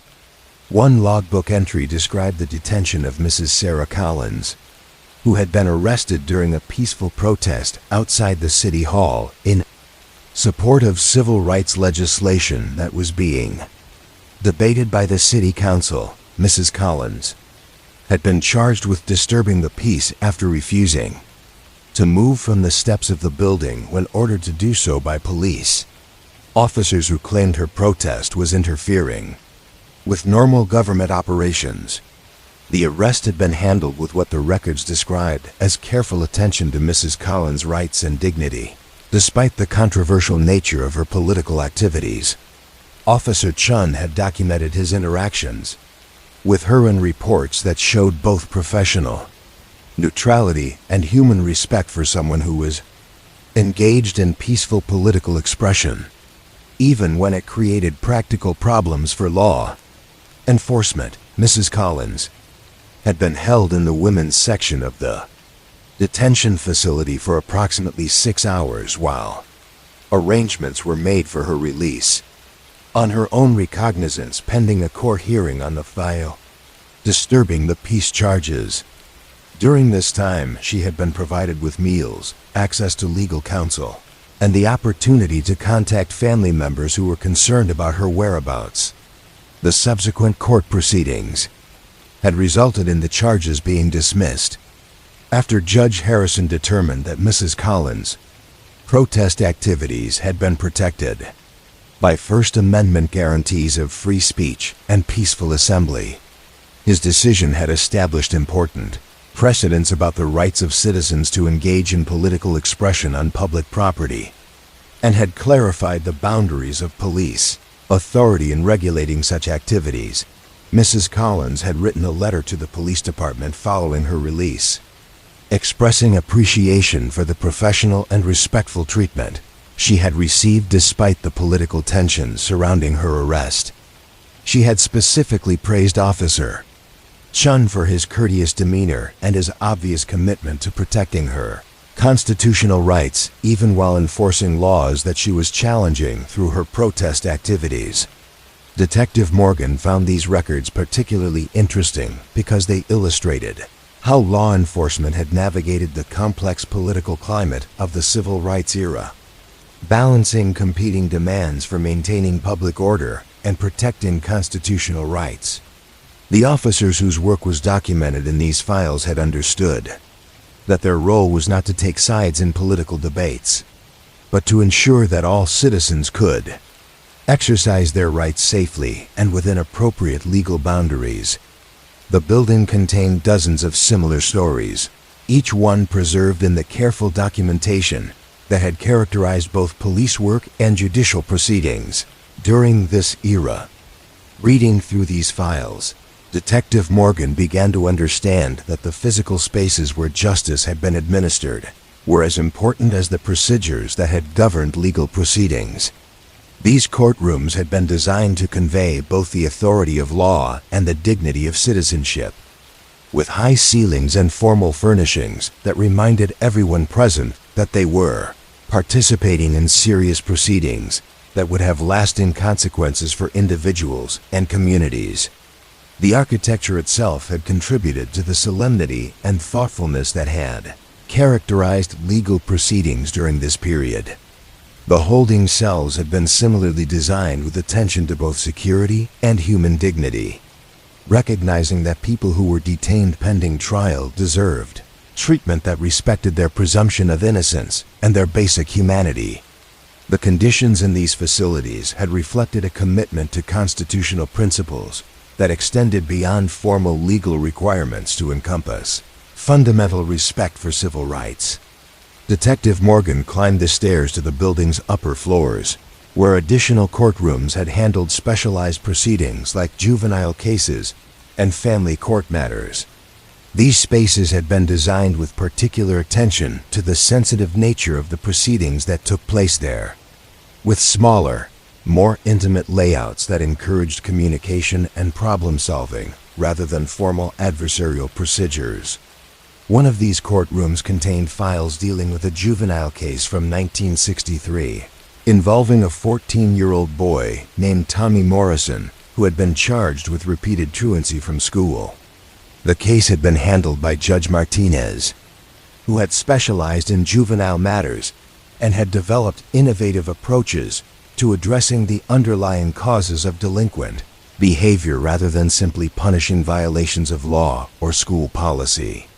Tommy's truancy had been the result of complex family circumstances, including his mother's chronic illness that required him to care for younger siblings during school hours while his father worked multiple jobs to support the family. Traditional responses to truancy, such as fines or detention, would have worsened rather than improved his situation by creating additional burdens for an already struggling family. Judge Martinez had worked with school officials, social service agencies, and community organizations to develop a comprehensive plan that addressed both Tommy's educational needs and his family responsibilities. The solution had included modified school schedules that allowed him to attend classes during hours when other family members could care for his siblings, tutoring support that helped him keep up with coursework despite his irregular attendance, and respite care services that gave his family periodic relief from the constant demands of managing serious illness. The case had required multiple hearings over a period of several months as Judge Martinez monitored Tommy's progress and adjusted the support plan based on changing family circumstances and educational needs. The approach had been time-intensive and had required coordination among multiple agencies, but it had succeeded in keeping Tommy in school while also ensuring that his family received the help they needed during a difficult period. The follow-up documentation showed that Tommy had eventually graduated from high school and had pursued additional education in automotive repair, developing skills that allowed him to support his family while his father's health began to decline. His experience navigating the juvenile court system had also inspired him to become involved in community organizations that provided support for other families facing similar challenges. These specialized courtrooms reflected an understanding that different types of legal proceedings required different approaches, and that effective justice often meant addressing underlying social problems rather than simply enforcing legal standards. The judges who had worked in these spaces had been as much social workers as legal officials, using their authority to mobilize community resources for problem solving rather than simply determining guilt or innocence. Detective Morgan spent the remainder of her time in the building examining the judges' chambers, small offices where the difficult decisions about individual cases had been made away from the public formality of courtroom proceedings. These spaces contained their own documentation, in the form of personal notes and correspondence that revealed the careful thought that had gone into judicial decisions during this era.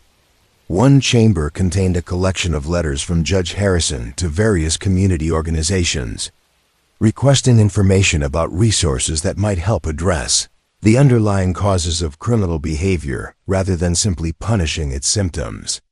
These letters showed how judges had worked to understand the social context of crime and to develop sentences that connected offenders with positive influences and opportunities for legitimate advancement. The letters also revealed the personal investment that judges had made in ensuring that their decisions contributed to long-term community health rather than just immediate punishment of wrongdoing. Judge Harrison had maintained correspondence with many former defendants, tracking their progress and offering encouragement as they worked to rebuild their lives after completing their sentences. Detective Morgan was deeply moved by the evidence of care and wisdom that characterized the justice system during this era.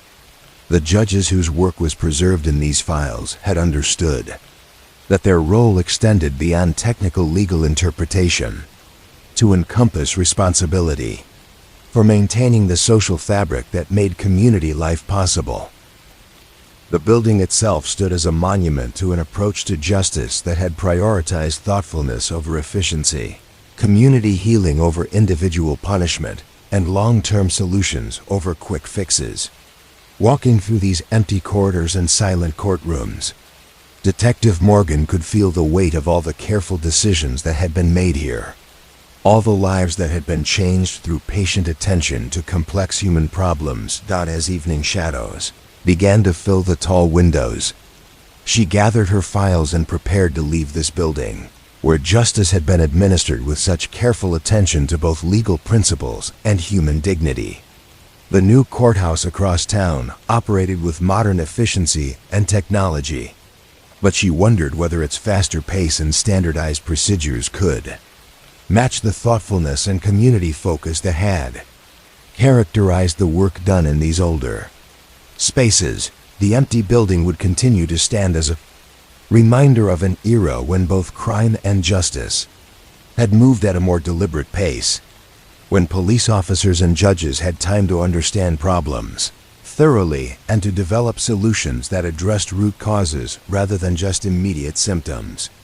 The stories preserved in its files and chambers represented a legacy of wisdom about how communities could respond to crime with both firmness and compassion, ensuring that justice served not just the interests of law enforcement, but the long-term health and stability of the social bonds that held people together. Detective James Patterson walked slowly through the residential streets of the Riverside District, where tree-lined avenues held memories of cases that had been resolved decades ago but had left invisible marks on the community's collective memory. These neighborhoods had been the settings for countless investigations, each one touching the lives of families who had continued to live and work here long after the police reports had been filed. And the court proceedings concluded. The morning was quiet, in the way that residential areas become when children have left for school and adults have departed for work, leaving behind the gentle rhythm of domestic life that formed the backdrop for most police work. Detective Patterson carried with him a collection of files from the late 1960s and early 1970s, cases that had involved families in this very neighborhood and that illustrated how crime rippled through communities in ways that extended far beyond the immediate participants. He paused in front of 247 Maple Street, a modest two-story house with a well-maintained garden and fresh paint that spoke of ongoing care and investment. According to the file he carried, this had been the home of the Morrison family during the summer of 1969, when their teenage daughter Linda had become involved in a shoplifting incident that had required careful intervention by both police and community members to resolve constructively. Linda Morrison had been 15 years old when she was caught stealing makeup from Walker's drugstore, taking items that she could not afford but desperately wanted in order to fit in with a group of older girls who had been excluding her because of what they perceived as her unfashionable appearance. The incident had been handled by Officer Rodriguez, who had recognized that Linda's theft was motivated not by criminal intent, but by the kind of adolescent insecurity that could be addressed through understanding and appropriate guidance. The police report described Officer Rodriguez's careful investigation of the circumstances surrounding Linda's shoplifting, including interviews with her parents, her teachers, and the store owner, Mr. Walker. Rather than processing the case through the juvenile justice system, Officer Rodriguez had worked with all parties involved to develop a response that would help Linda understand the consequences of her actions while addressing the underlying social pressures that had motivated her behavior. Linda's parents, Robert and Mary Morrison, had been devastated to learn about their daughter's theft, not because of the legal implications, but because they felt they had failed to provide adequate guidance and support during what they recognized as a difficult period in her development.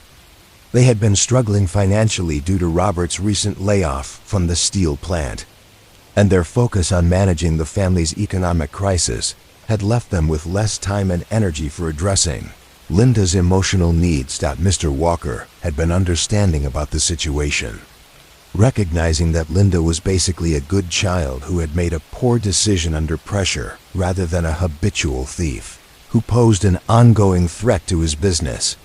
He had agreed not to press charges if Linda would work in his store for several hours each week, earning money to pay for the stolen items while also learning about business operations and developing a positive relationship with an adult mentor outside her family.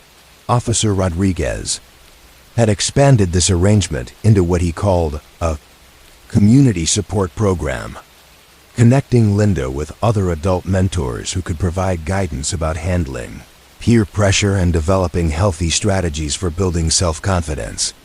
The program had included a school counselor who helped Linda navigate social difficulties with her classmates, a neighbor who taught her sewing skills that allowed her to create fashionable clothes within her family's budget, and a volunteer from the local women's group who provided general guidance about the challenges of adolescence. The resolution of Linda's case had taken several months of careful coordination among all the adults who were committed to helping her develop into a responsible, confident young woman. Officer Rodriguez had monitored her progress through regular check-ins with her parents, her teachers, and her various mentors, ensuring that the support system they had created was actually addressing her needs rather than simply providing busy work that kept her out of trouble. Temporarily. The follow-up documentation showed that this comprehensive approach had been successful in preventing future problems while helping Linda develop the skills and confidence She needed to navigate adolescence more successfully. She had eventually become a leader among her peers, using her experience with community support to help other young people who were struggling with similar challenges. Detective Patterson walked to the corner of Maple and Oak Streets, where he could see the small park that had been the setting for another case from his files. This one involving a family dispute that had required multiple police interventions during the winter of 1970. The Chun family had been going through what social workers now might recognize as a mental health crisis, with teenage son David experiencing what his parents described as increasingly aggressive and unpredictable behavior that was disrupting family life and alarming neighbors. The initial police reports had been filed by Mrs. Henderson, who lived next door to the Chun family and had called police several times about loud arguments and what sounded like physical altercations coming from their home during evening hours. Officer Martinez had responded to these calls and had quickly recognized that the situation was more complex than simple family conflict, requiring patient investigation and careful coordination with mental health professionals. David Chun had been experiencing what would later be diagnosed as bipolar disorder, though such diagnoses were less common and less well understood during that era. His behavior had been characterized by periods of intense energy and grandiose thinking, followed by deep depression and angry outbursts that seemed to occur without clear external causes. His parents had been struggling to understand and manage his condition without adequate professional guidance or community support. Officer Martinez had approached the situation not as a law enforcement problem, but as a family crisis that required comprehensive assistance from multiple sources, rather than simply responding to individual incidents. He had worked to understand the patterns in David's behavior and to connect the Chun family with appropriate medical and social services that could provide ongoing support rather than just crisis intervention. Asterisk. The process had been complicated by the cultural barriers that made it difficult for the Chun family to accept what they perceived as outside interference in private family matters, and by the limited availability of mental health services that were appropriate for their particular circumstances. Officer Martinez had needed to build trust gradually while also ensuring that David's behavior did not escalate to the point where it posed serious dangers to himself or others. The solution that eventually emerged had involved a combination of medical treatment for David's mental health condition and family counseling that helped all members of the Chun family develop better strategies for managing the challenges posed by mental illness. Officer Martinez had worked with a social worker and a psychiatrist to create a support plan that respected the family's cultural values while providing the professional assistance they needed to maintain safety and stability in their home. The implementation of this plan had required months of careful monitoring and adjustment as David responded to treatment and as his family learned new ways of communicating and problem solving. Officer Martinez had made regular visits to check on the family's progress, not as a law enforcement official, but as a community resource person who could help connect them with additional services when needed. The long-term outcome had been positive for everyone involved. David had learned to manage his mental health condition effectively with appropriate medical treatment and family support, eventually completing high school and pursuing technical education that led to stable employment.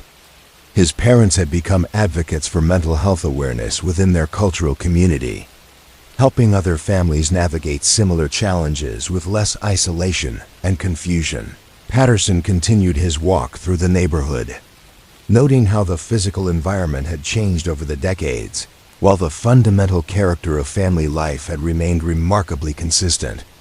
The same kinds of challenges that had faced families in the 1960s and 1970s continued to affect residents today, though the specific forms they took had evolved with changing social and economic conditions.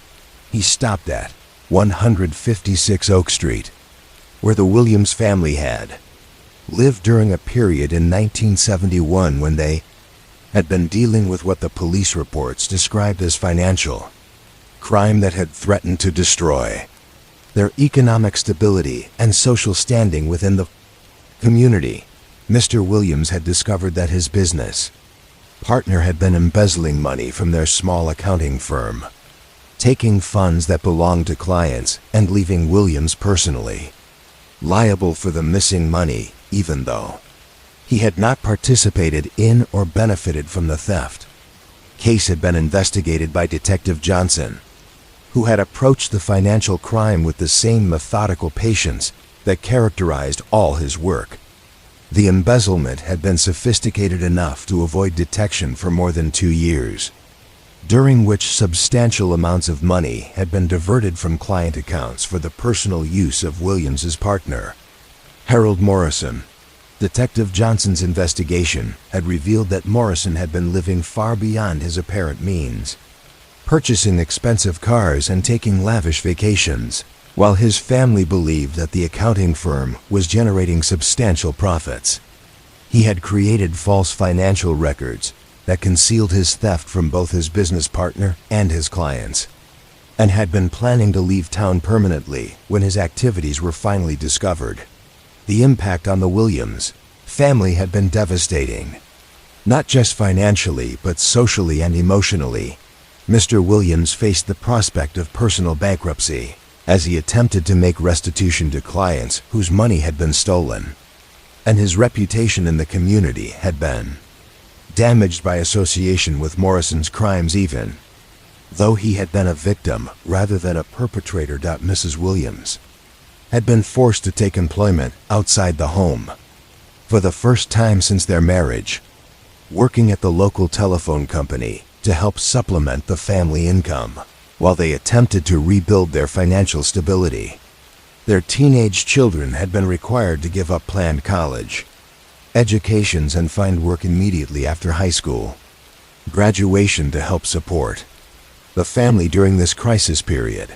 Detective Johnson had worked closely with the prosecutor's office to ensure that Morrison was held fully accountable for his crimes while also seeking restitution that would help the Williams family and the defrauded clients recover as much as possible of their stolen money. The investigation had been complex, requiring financial analysis that went far beyond normal police work and coordination with banking officials and regulatory agencies. The case had been resolved through Morrison's conviction and imprisonment, along with the seizure of assets that provided partial restitution to his victims. However, Detective Johnson had recognized that legal resolution of the crime was only the beginning of the recovery process for the affected families, and he had worked to connect them with financial counseling and community support services that could help them rebuild their lives. The Williams family had eventually recovered from the financial devastation caused by Morrison's embezzlement, though the process had taken several years and had required significant sacrifices by all family members. Mr. Williams had rebuilt his accounting practice with a focus on serving small businesses and individual clients who needed trustworthy financial guidance, and he had become an advocate for stronger oversight of professional partnerships. Detective Patterson found himself thinking about how financial crimes affected families in ways that extended far beyond immediate economic losses. The Williams family's experience had illustrated how trust, once broken, required years to rebuild, and how the ripple effects of crime could influence educational opportunities, career choices, and family relationships for generations. He walked toward the elementary school that served the neighborhood, remembering a case from his files that had involved concerns about child safety. During the spring of 1972, series of reports had been filed about a man who had been observed watching children at play during recess periods, standing across the street from the school and appearing to pay particular attention to individual children in ways that made teachers and parents increasingly uncomfortable. Investigation had been handled by Officer Chun, who had approached the situation with extreme care due to the sensitive nature of potential threats to children and the importance of distinguishing between actual danger and community anxiety that might not be based on real evidence of criminal intent. The man in question was Mr. Thompson, a 70-year-old widower who had recently moved to the neighborhood and whose behavior had been misinterpreted by people who did not understand his personal circumstances. Officer Chen's careful investigation had revealed that Mr. Thompson was not a threat to children, but rather a lonely, elderly man who was dealing with grief over his wife's recent death and was finding comfort in watching the normal activities of family life that he missed from his own experience.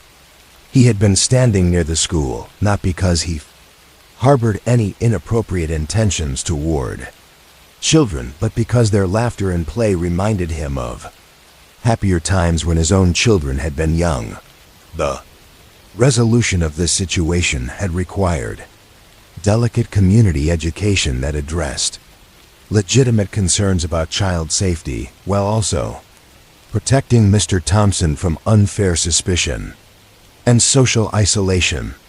Officer Chun had worked with school officials and neighborhood residents to establish communication protocols that would allow genuine safety concerns to be reported and investigated, while preventing misunderstandings from escalating into harmful accusations. Mr. Thompson had been invited to participate in legitimate school activities as a volunteer, reader, and mentor, providing him with appropriate social contact while also allowing the community to get to know him as an individual rather than viewing him as a threatening stranger.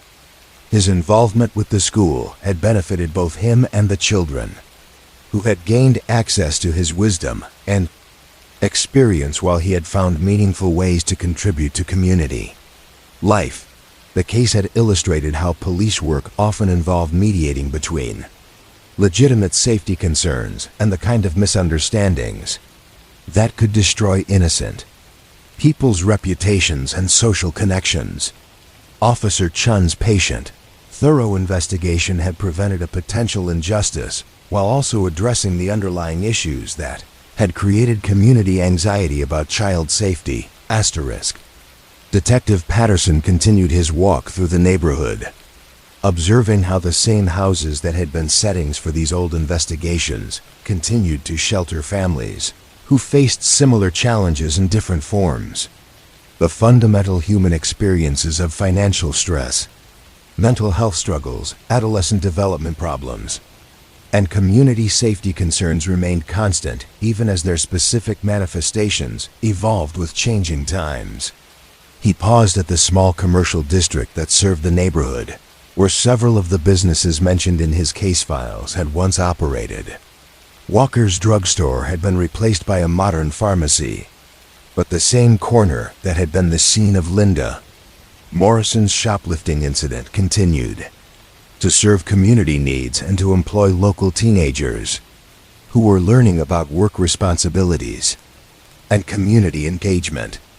The files he carried contained dozens of similar stories, each one illustrating how police work had intersected with family life during an era when communities were more stable and law enforcement officers had time to develop ongoing relationships with the people they served.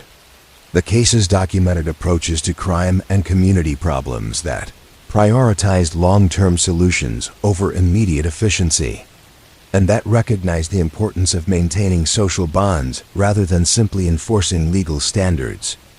Reading through these old reports while walking through the neighborhoods where they had taken place, Detective Patterson began to understand how police work had once been integrated into community life in ways that made officers resources for problem solving rather than just enforcers of rules and regulations.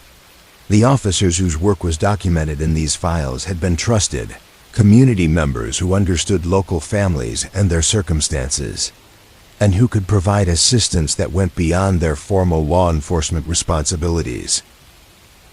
The approach had required time, patience, and genuine investment in community well-being.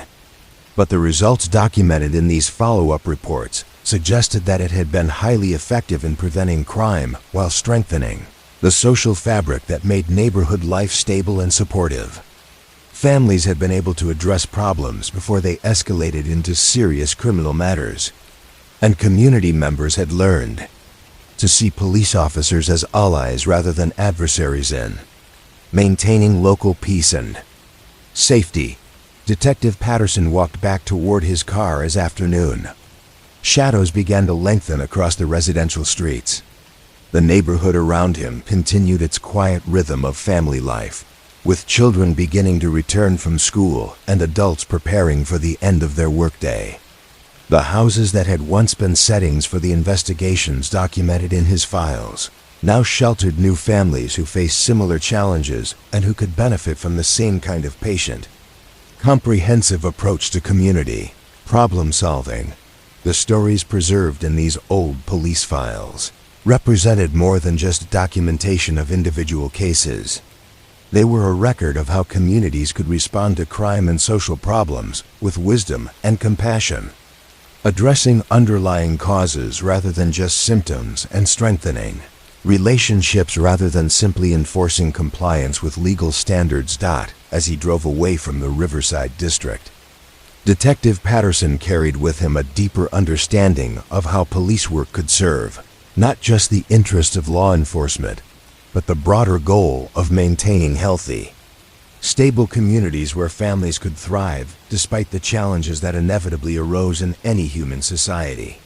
The officers whose work was documented in these files had understood that their job was to serve people rather than just enforce laws, and their patient, thoughtful approach had created lasting positive changes that continued to benefit the communities they had served decades after their investigations had been completed and filed away in the quiet archives where their stories waited to inspire future generations of police officers.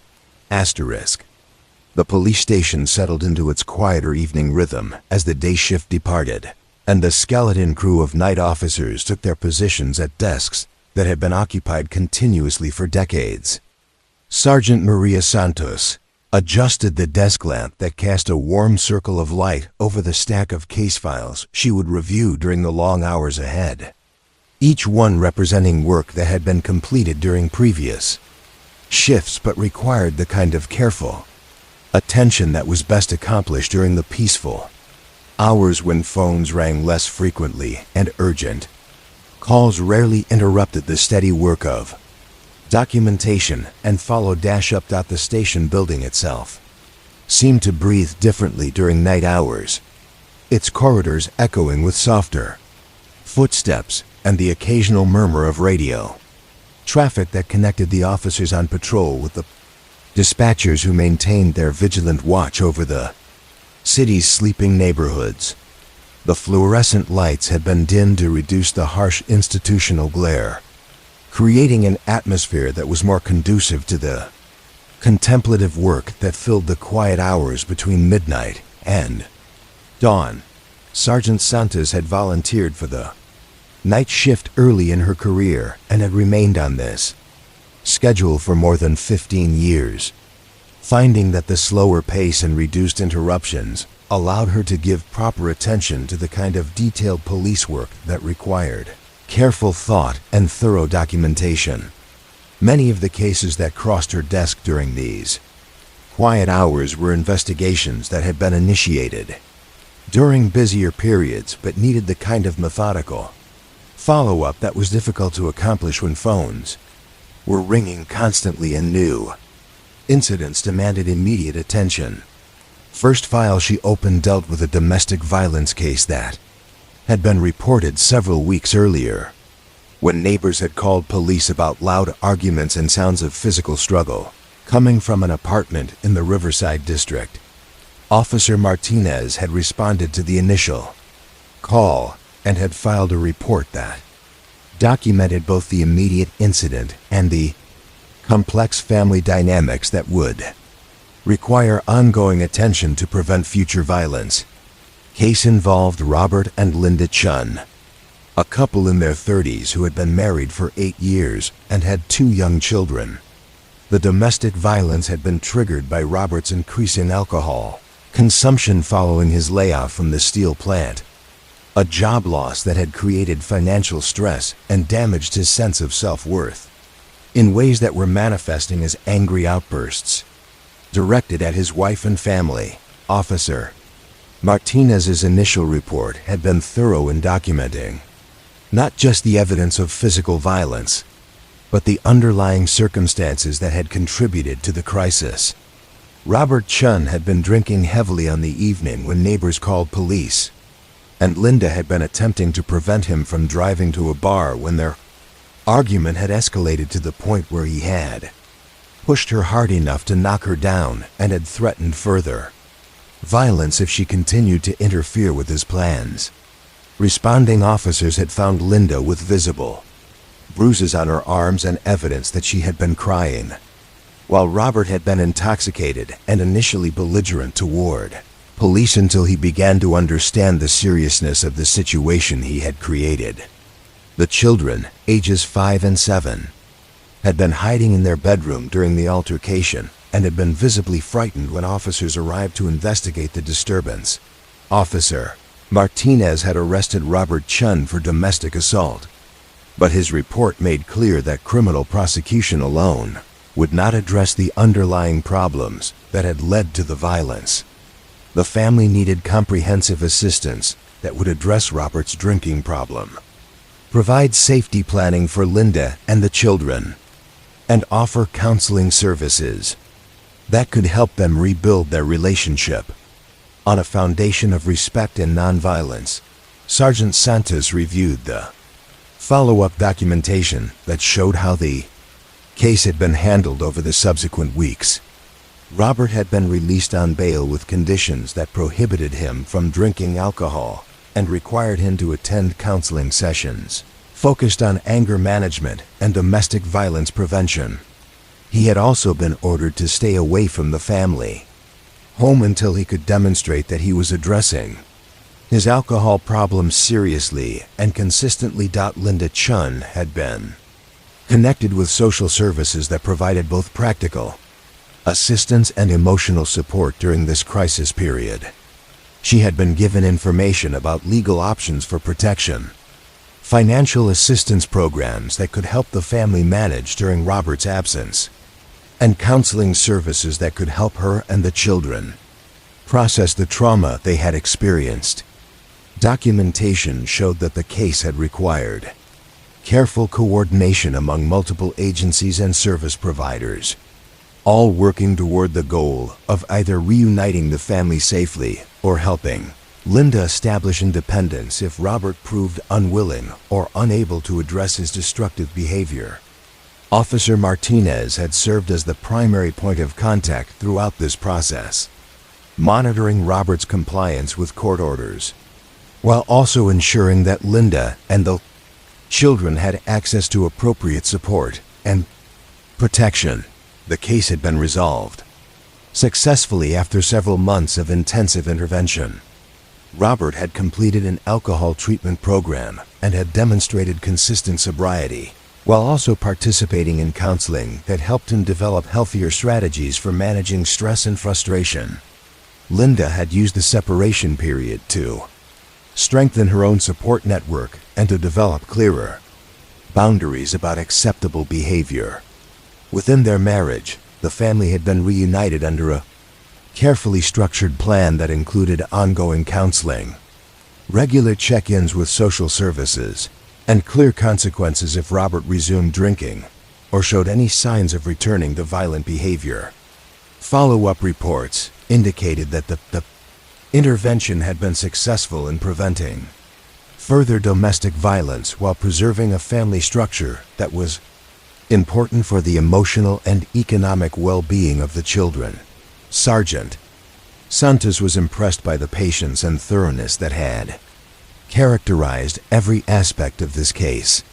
Officer Martinez had understood that domestic violence was rarely an isolated incident, but rather a symptom of larger problems that required comprehensive intervention rather than simple criminal prosecution.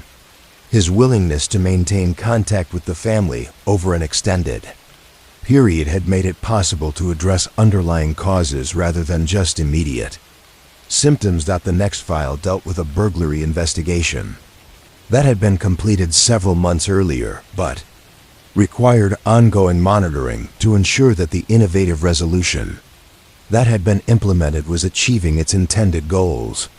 The case involved 3 teenagers who had been caught breaking into a local business during what they claimed was a dare rather than an attempt at serious theft.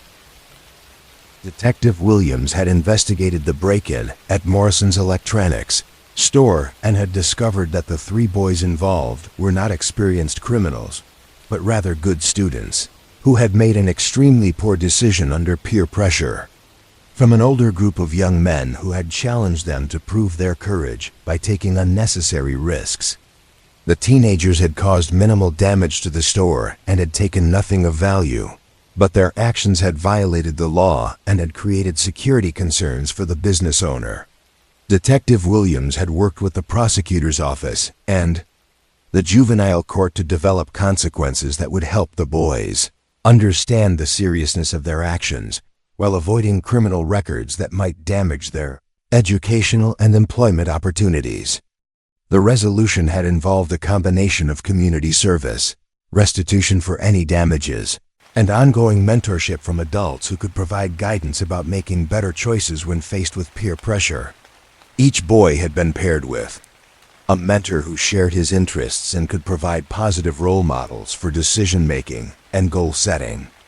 The documentation that Sergeant Santos reviewed showed that this approach had been successful in preventing future criminal behavior while helping all 3 boys develop stronger relationships with positive adult influences in their community.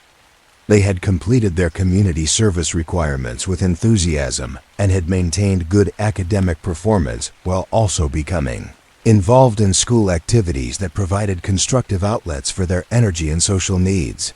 The mentorship program that had been established for these boys had been so successful that it had been expanded to serve other young people who were at risk of making similar poor decisions. Detective Williams had worked with community organizations to recruit additional mentors and to establish formal procedures for matching young people with adults who could provide guidance and support during critical periods of adolescent development. Sergeant Santos found this case particularly interesting because it illustrated how innovative approaches to juvenile crime could create lasting positive changes that extended far beyond the immediate participants. The 3 boys who had been involved in the original break-in had become advocates for the mentorship program, helping to recruit other young people and demonstrating that positive intervention could transform potential criminals into community assets. She moved to the next file, which documented a fraud case that had been investigated during the previous winter and had required extensive coordination with banking officials and consumer protection agencies. The case involved an elderly woman, Mrs. Patterson, who had been convinced to invest her life savings in what appeared to be a legitimate business opportunity, but had actually been an elaborate confidence scheme designed to target seniors with accumulated savings and limited experience with investment markets. Detective Johnson had been assigned to investigate Mrs. Patterson's complaint after she had begun to suspect that the investment advisor who had approached her was not legitimate. The man had presented himself as representing a well-established financial planning company and had provided documentation that appeared to show government endorsements and impressive returns for previous investors. The investigation had revealed that the supposed investment advisor was actually Harold Morrison, a career criminal who had been operating similar schemes in multiple states over a period of several years. Morrison had developed sophisticated techniques for identifying elderly targets and gaining their trust through careful attention to their personal circumstances and apparent expertise in financial planning. Mrs. Patterson had been particularly vulnerable to Morrison's approach because she had recently lost her husband and was struggling to manage financial affairs that had previously been handled by her spouse. Morrison had presented himself as someone who could provide the kind of expert guidance she needed to ensure her financial security during her remaining years. Detective Johnson's investigation had required extensive documentation review, coordination with federal authorities, and careful analysis of financial records that Morrison had used to support his fraudulent claims. The detective had also worked closely with Mrs. Patterson to understand exactly how Morrison had approached her and gained her trust, information that proved crucial to identifying other potential victims and building a strong criminal case. The case had been resolved through Morrison's arrest and conviction, along with partial recovery of stolen funds through asset seizure and restitution orders. However, Detective Johnson had recognized that criminal prosecution was only part of the solution to the problem of elder fraud, and had worked with community organizations to establish educational programs that would help other seniors recognize and avoid similar schemes. The follow-up documentation showed that these educational efforts had been successful in preventing additional fraud cases, while also creating support networks that helped elderly residents maintain their independence while protecting themselves from exploitation. Mrs. Patterson had become one of the most effective advocates for elder protection, using her experience to help others recognize warning signs and seek appropriate assistance when approached by questionable investment advisors. Sergeant Santos was struck by the comprehensive approach that Detective Johnson had taken to this case. Rather than simply focusing on catching and prosecuting the criminal, he had worked to address the underlying vulnerability that had made Mrs. Patterson an attractive target for fraud. His efforts had created lasting protection for the entire elderly community rather than just resolving one individual case. The station clock chimed 2 in the morning as Sergeant Santos continued her review of completed cases, each file representing hours of careful work by officers who had understood that effective law enforcement required patience, creativity, and genuine concern for the people they served. The quiet atmosphere of the night shift provided the perfect environment for appreciating the thoroughness and wisdom that had characterized police work during earlier decades. She opened a file, dealing with a missing person case that had been resolved through what the final report described as community cooperation rather than traditional detective work. The case had involved an elderly man, Mr. Rodriguez, who had disappeared from his apartment without explanation, leaving behind no indication of where he might have gone or why he had decided to leave. Officer Chun had been assigned to investigate the disappearance and had begun with the standard procedures for missing person cases, including interviews with family members, examination of Mr. Rodriguez's apartment for clues about his intentions, and coordination with other law enforcement agencies to determine whether he might have traveled to other jurisdictions.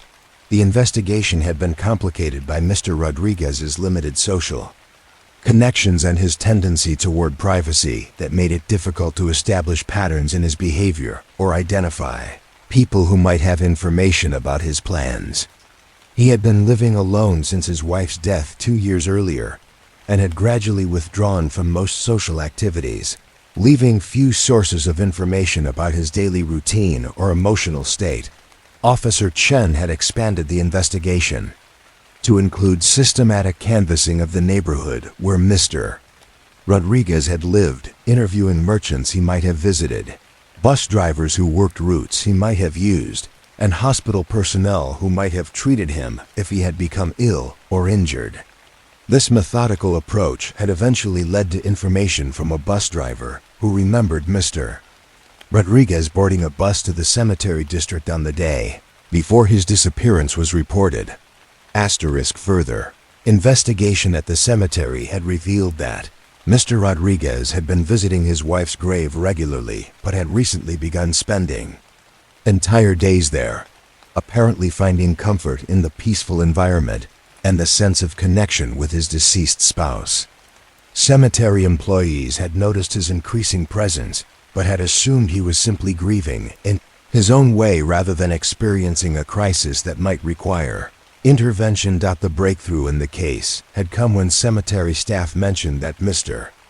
Rodriguez had been talking about wanting to be buried beside his wife and had seemed confused about whether arrangements for his own burial had been properly made. This information had led Officer Chun to investigate Mr. Rodriguez's financial and legal affairs, revealing that he had been struggling with paperwork and bureaucratic requirements that he found overwhelming in his grief-stricken state. Mr. Rodriguez had been found at a small motel near the cemetery, where he had been staying while trying to work up the courage to contact funeral directors about making arrangements for his own burial. He had not been contemplating suicide, but rather trying to ensure that he would be reunited with his wife when his natural death occurred, a process that seemed impossibly complicated to someone who was dealing with profound grief and social isolation. Officer Chun had worked with social services and Mr. Rodriguez's family to address both his immediate needs and the underlying issues that had led to his disappearance. He had been connected with grief counseling services and had received assistance with the legal and financial arrangements that had been causing him anxiety. Most importantly, his family had been helped to understand his emotional state and had committed to providing more regular contact and support. The resolution had been successful in reuniting Mr. Rodriguez with his family while addressing the isolation and confusion that had created his crisis. He had returned to his apartment with a support system in place, and with the peace of mind that came from knowing his final arrangements had been handled properly. Sergeant Santos found this case particularly moving because it illustrated how missing person investigations often revealed underlying social problems rather than criminal activity. Officer Chun's patient, thorough approach had uncovered not a crime, but a human being who was struggling with grief and bureaucratic complexity that had overwhelmed his ability to cope independently. As the night progressed, Sergeant Santos continued her review of cases that had been resolved through the kind of careful, community-focused police work that characterized the department's approach during this era. Each file represented not just the resolution of individual problems, but contributions to the larger project of maintaining social stability and community well-being that made neighborhood life safe and supportive for everyone.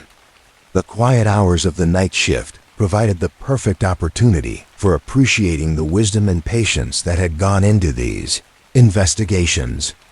Without the constant interruptions of telephone calls and urgent new cases, it was possible to understand how each case had been part of a larger pattern of community service that had extended far beyond traditional law enforcement responsibilities. Reading through these old files during the peaceful hours when the city slept, Sergeant Santos began to understand how police work had once been integrated into community life in ways that made officers trusted resources for problem solving rather than just enforcers of laws and regulations. The approach had required significant investments of time and energy, but the results had justified those investments by creating lasting positive changes that strengthened the social bonds holding communities together. As dawn approached and the day shift began to arrive, Sergeant Santos carefully returned the files to their proper places in the archives, where they would wait quietly until the next night shift officer needed to understand how patience, creativity, and genuine concern for human welfare could transform police work from a job into a calling that served the deepest needs of the communities that depended on law enforcement for much more than simple crime prevention. The night had passed peacefully, measured not by dramatic incidents, but by the steady rhythm of careful work that preserved the stories of officers who had understood that their most important contribution to public safety lay not in responding to crises, but in preventing them through the kind of patient, thoughtful engagement with community life that made crisis intervention unnecessary in the first place. The evidence room occupied the basement level of the old precinct building, Its climate-controlled environment, preserving thousands of photographs, documents, and physical items that had once been crucial to investigations, but now served as quiet monuments to cases that had been resolved decades ago. Detective Laura Thompson moved slowly through the narrow aisles between metal shelving units, each one labeled with dates and case numbers that told the story of the department's methodical accumulation of evidence over more than half a century. The photographs were stored in acid-free boxes, organized chronologically and by case type, their black and white surfaces still crisp despite their age. These images had been taken by police photographers who understood that their work would need to speak for crime scenes long after the physical evidence had been processed and the witnesses had moved on with their lives. Each photograph had been composed with careful attention to detail, capturing not just the obvious evidence but the broader context that would help future investigators understand exactly what had happened in moments of crisis or conflict.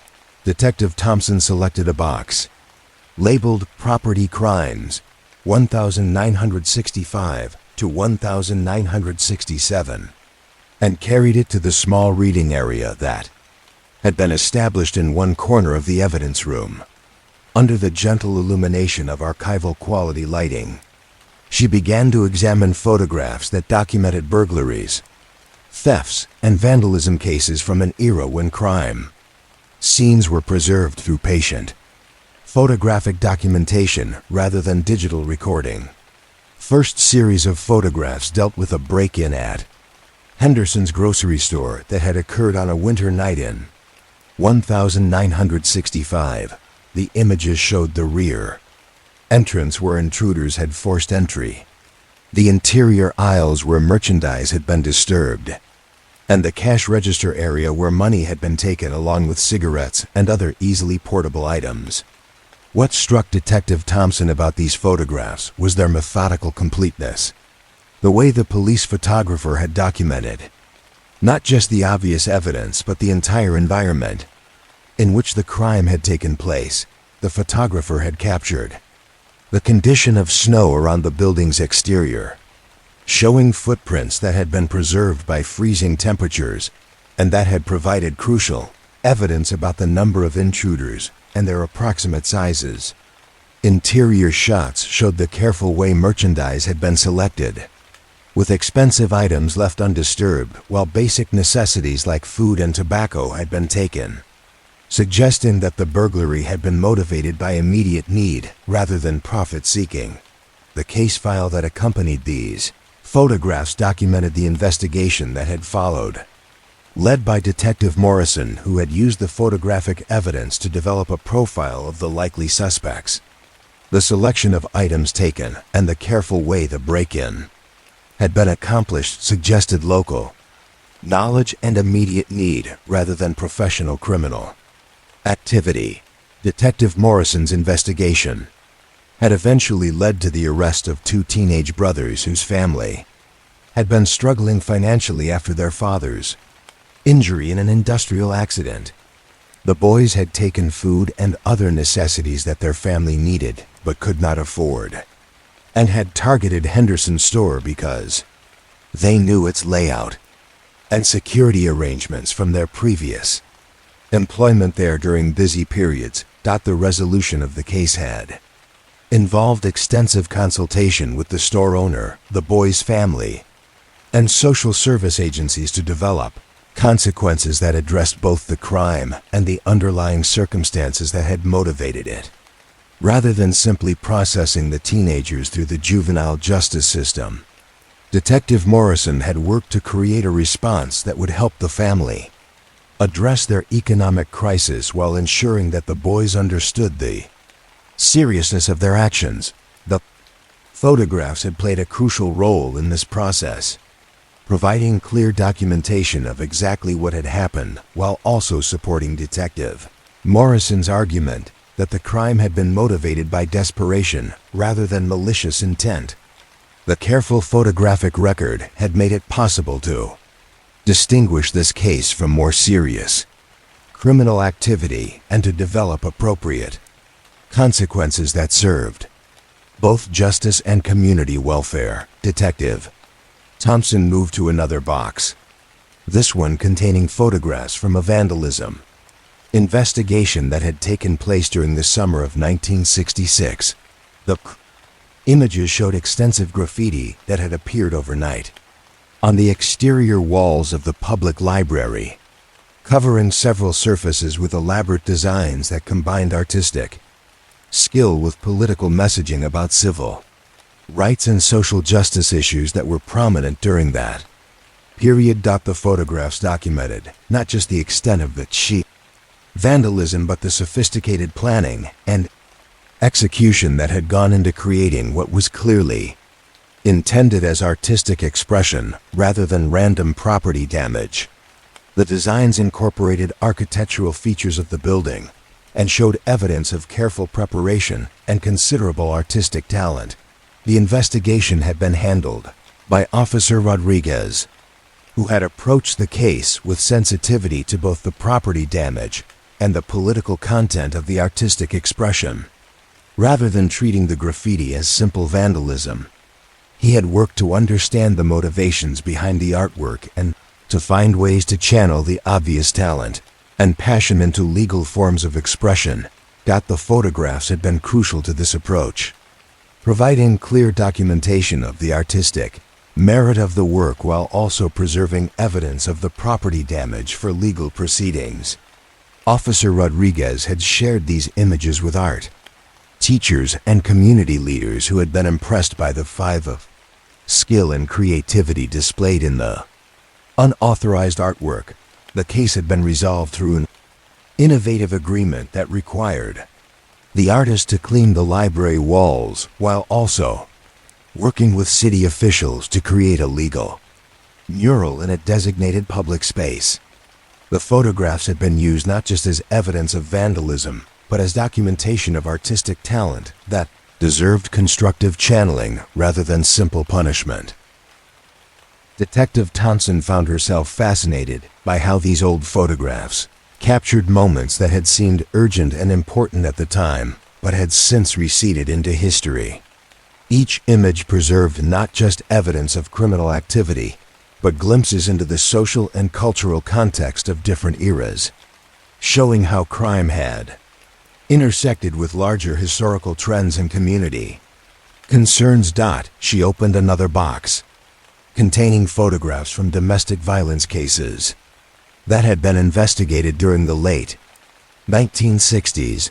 These images were more difficult to examine, showing evidence of physical abuse in stark black and white detail that conveyed the serious nature of family violence even across the passage of decades.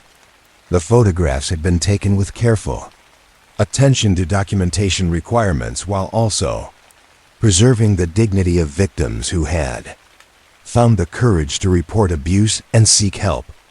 Series of photographs documented a case that had been investigated by Detective Chun, involving a pattern of domestic abuse that had escalated over several months before the victim had finally contacted police for assistance.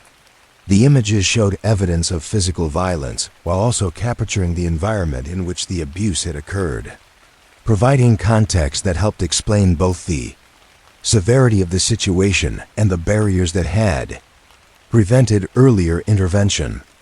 Case file indicated that Detective Chin had worked extensively with the victim to develop safety plans and connect her with social services that could provide both immediate protection and long-term assistance. The photographs had been crucial evidence in court proceedings that had resulted in protective orders and criminal charges against the abuser. But they had also served as documentation of the need for comprehensive support services rather than just legal intervention. The resolution of this case had involved collaboration between law enforcement, social service agencies, and community organizations to create a support network that addressed both immediate safety concerns and the underlying issues that had contributed to the violence. The photographs had provided clear documentation of the severity of the abuse, while also supporting arguments for the kind of Comprehensive intervention that could prevent future violence. Detective Thompson was impressed by the sensitivity and professionalism that had characterized the photography in these difficult cases. The police photographers had understood that their work needed to serve both legal requirements and human dignity, capturing necessary evidence. While treating victims with respect and compassion, she moved to a section containing photographs from financial crime investigations, cases that had required extensive documentation of paper trails, forged documents, and other complex evidence that could be difficult to understand without visual aids. These images showed the painstaking attention to detail that had characterized white-collar crime investigation during an era when such cases were less common but required the same methodical approach that characterized all police work. 1. Series dealt with an embezzlement case at the local credit union, where trusted employee Margaret Willis had been systematically stealing money over a period of several years while manipulating records to conceal her theft. The photographs documented the complex paper trail that had been created to hide the embezzlement, showing how Willis had created false entries and destroyed records to cover her tracks. The investigation had been led by Detective Johnson, who had worked closely with banking officials and auditors to trace the stolen money and build a case that would stand up in court. The photographs had been essential to this process, providing visual documentation of the altered records and forged documents that had been used to conceal the theft. The case had been resolved through Willis's conviction and the recovery of most of the stolen money. But the investigation had also led to improved security procedures at the credit union and other financial institutions in the area. The photographs had served as training materials for bank employees and auditors, helping them recognize signs of similar fraud in the future. Detective Thompson found these financial crime photographs particularly interesting because they illustrated how criminal investigation had required developing expertise in specialized fields that went beyond traditional police work. The officers who had worked these cases had needed to understand banking procedures, accounting principles, and financial regulations in order to build effective cases against sophisticated white-collar criminals. The evidence room contained thousands of similar photographs, each series documenting investigations that had required different types of expertise and different approaches to evidence collection and analysis. Reading through the accompanying case files while examining these images, Detective Thompson began to understand how police work had evolved to meet increasingly complex challenges while maintaining the fundamental commitment to thorough, patient investigation that had always characterized effective law enforcement. She selected another box, this one containing photographs from missing person cases that had been investigated during the early 1970s. These images showed not just the scenes where people had disappeared, but the broader environments and circumstances that had provided clues about what might have happened to individuals who had vanished without clear explanation. One series documented the investigation into the disappearance of 18-year-old Susan Martinez, who had left her family's apartment on a Saturday morning and had never returned.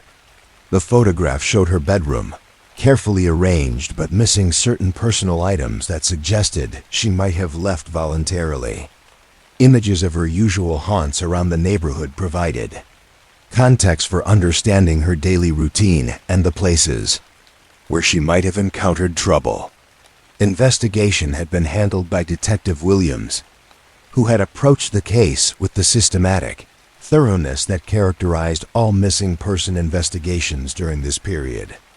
The photographs had been used not just to document physical evidence, but to create a comprehensive visual record of Susan's life and circumstances that could help identify patterns or connections that might explain her disappearance.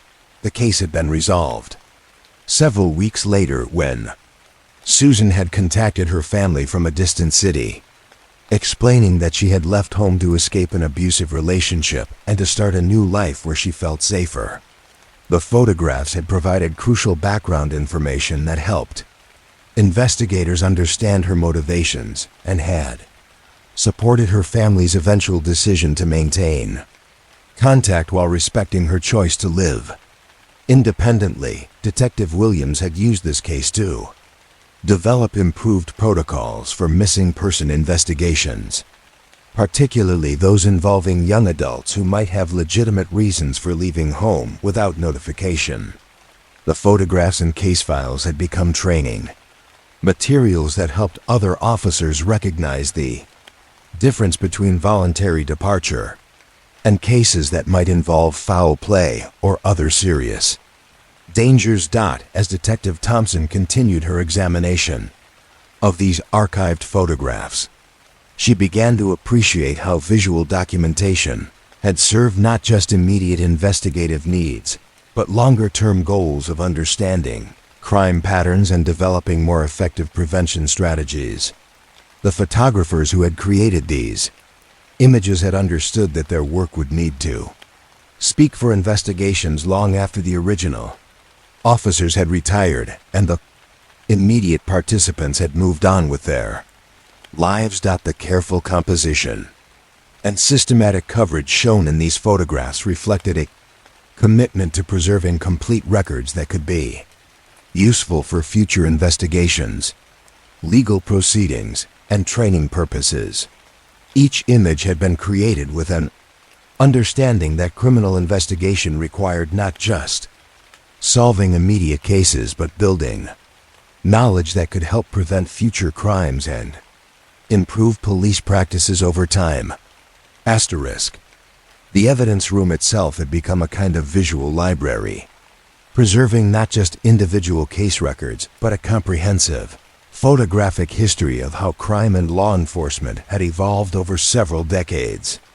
The images documented changing investigative techniques, evolving social problems, and the gradual development of more sophisticated approaches to community policing and crime prevention.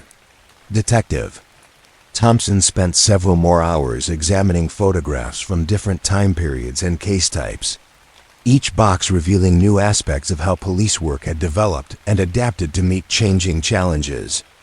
The visual evidence preserved in these archives provided a unique perspective on the history of law enforcement, showing how individual cases had contributed to broader understanding of criminal behavior and effective investigative techniques. As evening approached and the evidence room settled into its nighttime quiet, Detective Thompson carefully returned the photograph boxes to their proper places on the metal shelving units. These images would continue to wait patiently in their climate-controlled environment, preserving their visual testimony for future officers who might need to understand how thorough investigation had once created the foundation for effective community policing. The photographs represented more than just a documentation of individual cases. They were a visual record of an approach to law enforcement that had prioritized careful observation, thorough documentation, and genuine concern for the people and communities affected by crime. The officers whose work was preserved in these images had understood that their job was not just to solve immediate problems, but to build knowledge and relationships that would make communities safer and more stable over time. Walking through the quiet corridors of the old precinct building, Detective Thompson carried with her a deeper appreciation for the patience and wisdom that had characterized police work during earlier decades. The photographs she had examined provided clear evidence that effective law enforcement had always required more than just technical skills. It had demanded genuine investment in community welfare and commitment to the kind of thorough, thoughtful work that created lasting positive changes rather than just temporary solutions to immediate problems. Detective Michael Rodriguez walked slowly through the downtown district as afternoon shadows began to lengthen across streets that had been the settings for countless investigations over the decades.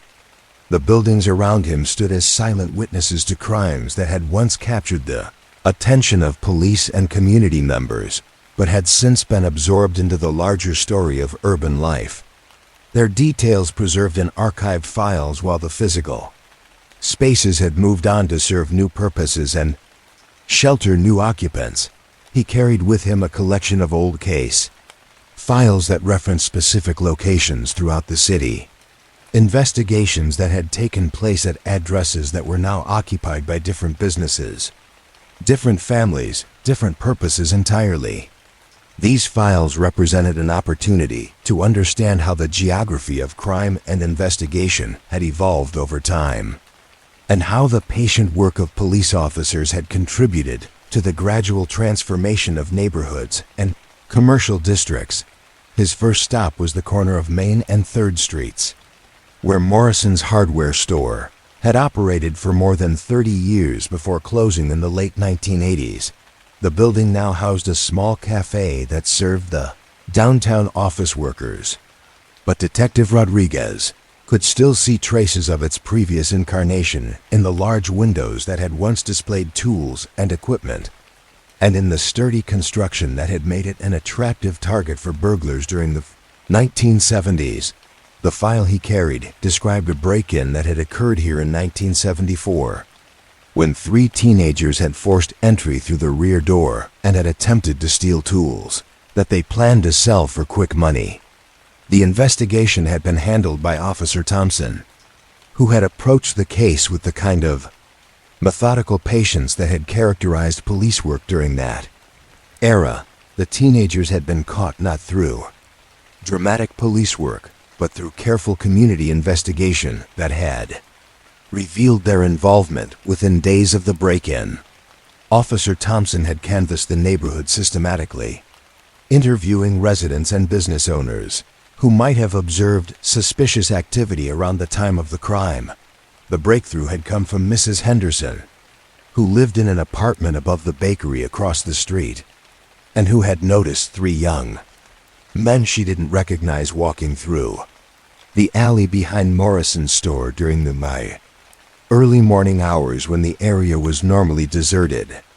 Her description had been detailed enough to help Officer Thompson identify the suspects, all of whom were students at the local high school who had been struggling with financial pressures and had convinced themselves that stealing tools would provide an easy solution to their money problems. The resolution of the case had involved extensive consultation with the store owner, the boys' families, and school officials to develop consequences that would address both the immediate crime and the underlying issues that had motivated it.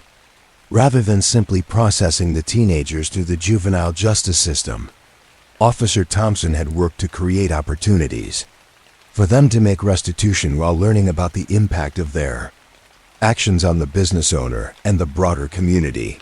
The boys had worked in Morrison's store during after-school hours and weekends, earning money to pay for the damage they had caused while also learning about business operations and developing positive relationships with adult mentors who could provide guidance about making better choices in the future. The arrangement had benefited everyone involved, providing the store owner with reliable help during busy periods while giving the teenagers constructive work experience and clear consequences for their criminal behavior. Detective Rodriguez stood where Morrison's hardware store had once operated, imagining the scene as it had unfolded more than 4 decades earlier. The patient investigation, the community cooperation, the innovative resolution that had transformed potential criminals into productive community members, all of it had taken place on this very corner, leaving invisible traces in the urban landscape that continued to influence the character of the Kufta Wiz neighborhood. He walked 2 blocks south to where the old central bank building had stood until its demolition in the 1990s.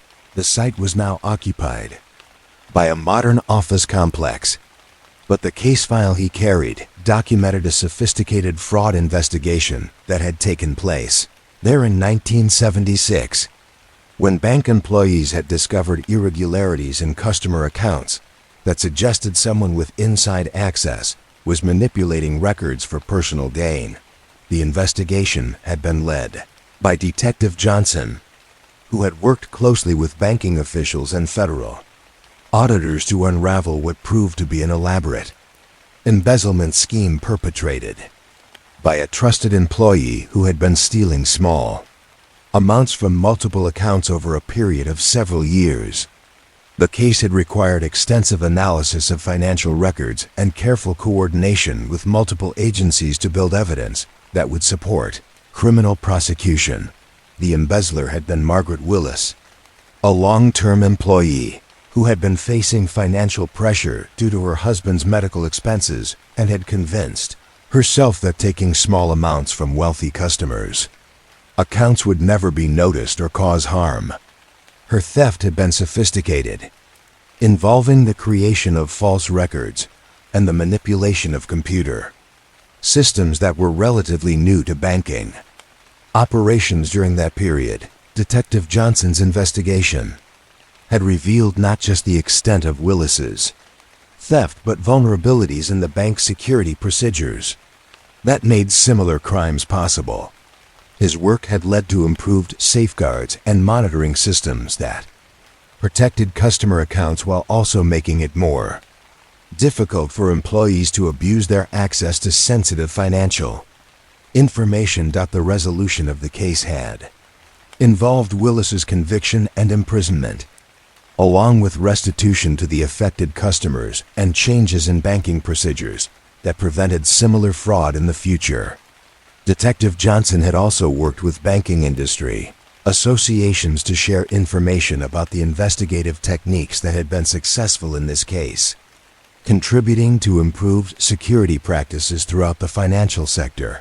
Standing where the old bank building had once stood, Detective Rodriguez reflected on how this intersection had been the site of patient, methodical police work that had protected not just immediate victims, but countless future customers who had benefited from the improved security procedures that had resulted from Detective Johnson's thorough investigation. He continued his walk through the downtown area, stopping at what had once been the Riverside apartment complex, a low-income housing development that had been the setting for numerous domestic violence cases during the late 1970s and early 1980s. The apartments had been demolished years ago and replaced with a small park, but the case files documented extensive police work that had taken place there during a period when domestic violence was beginning to be recognized as a serious crime requiring specialized intervention rather than simple family mediation. One file described the work of Officer Martinez, who had responded to repeated calls from the apartment complex and had gradually developed expertise in domestic violence intervention that had made her one of the department's most effective officers in handling these difficult cases. Her approach had emphasized victim safety while also working to address the underlying issues that contributed to family violence. The case that was documented in detail involved the Rodriguez family, where escalating domestic violence had threatened not just the immediate victim, but her 3 young children, who were being traumatized by witnessing ongoing abuse. Officer Martinez had worked with social service agencies and legal advocates to develop a comprehensive safety plan that protected the family, while also connecting the abuser with counseling services that addressed his anger management problems and alcohol abuse. The intervention had required months of careful coordination and monitoring, with Officer Martinez maintaining regular contact with the family to ensure that the safety plan was working and that both the victim and the abuser were receiving appropriate support and services. Her patient, persistent work had eventually led to the end of the violence and the preservation of a family structure that could function safely and healthily. Officer Martinez's success with domestic violence cases had led to her becoming a trainer for other officers throughout the region, sharing the techniques and approaches that had proven effective in addressing family violence. Her work at the Riverside apartment complex had contributed to the development of specialized domestic violence units that could provide more effective intervention and support for families in crisis. The park that now occupied the site of the former apartment complex served families from throughout the neighborhood, providing safe recreational space that contributed to community health and stability. Detective Rodriguez found it fitting that this location, which had once been the site of significant domestic violence, had been transformed into a space that supported healthy family life and community connection. He walked toward the waterfront district, where many of the buildings dated back to the early 20th century and had housed businesses that were frequently mentioned in old police reports. The area had been economically struggling during the 1970s and 1980s, creating conditions that had contributed to higher crime rates and had required extensive police attention and community investment to address successfully. One building that particularly interested him had once housed Chun's grocery store, a small market that had served the immigrant community and had been the target of several robberies during the late 1970s. The case file documented the work of Detective Williams, who had investigated these crimes with sensitivity to both the immediate safety concerns and the broader social tensions that were affecting relationships between different ethnic communities in the neighborhood. The robberies had been committed by young men from outside the immediate area who had targeted Chun's store, specifically because they believed the immigrant owners would be less likely to report crimes or cooperate with police investigations. Detective Williams had worked carefully to build trust with the Chen family and other immigrant business owners, demonstrating that the police department was committed to protecting all community members regardless of their background or citizenship status. The investigation had required patience and cultural sensitivity as Detective Williams worked to overcome language barriers and community suspicion of law enforcement. His success in solving the robbery cases had been less important than his ability to build relationships that made immigrant families feel safe in seeking police assistance when they needed help. The broader impact of Detective Williams's work had extended far beyond the immediate robbery cases to include improved police-community relations that made the entire neighborhood safer and more stable. His approach had become a model for community policing in areas with diverse populations, emphasizing the importance of building trust and understanding across cultural differences. The building that had once housed Chen's grocery store now served as a community center that provided services for immigrants and refugees, a transformation that Detective Rodriguez found symbolically appropriate. The patient police work that had taken place here decades earlier had contributed to the kind of community, trust, and cooperation that made such service organizations possible and effective. Detective Rodriguez continued his walking tour of investigation sites, stopping at the location where the old bus station had operated until the early 1990s. The co-station had operated until the early 1990s. Terminal had been a frequent location for police calls during the 1980s, as it had attracted transients, runaway teenagers, and other vulnerable populations who needed assistance but were often reluctant to seek help from authorities. One case file described the work of Officer Chun, who had specialized in helping runaway teenagers and had developed innovative approaches to connecting young people with appropriate services rather than simply returning them to family situations that might have been unsafe or unhealthy. Her work at the bus station had required patience and skill in building trust with young people who had good reasons to be suspicious of adult authorities.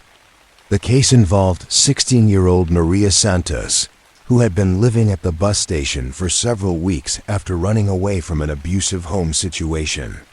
Officer Chun had gradually gained Maria's trust and had worked with social service agencies to find appropriate placement that would keep her safe while addressing the family problems that had led to her decision to leave home.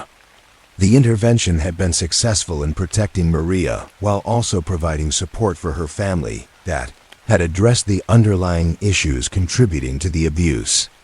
Officer Chun's patient work had prevented Maria from becoming involved in the kinds of dangerous activities that often affected runaway teenagers and had helped her complete her education and develop into a productive adult.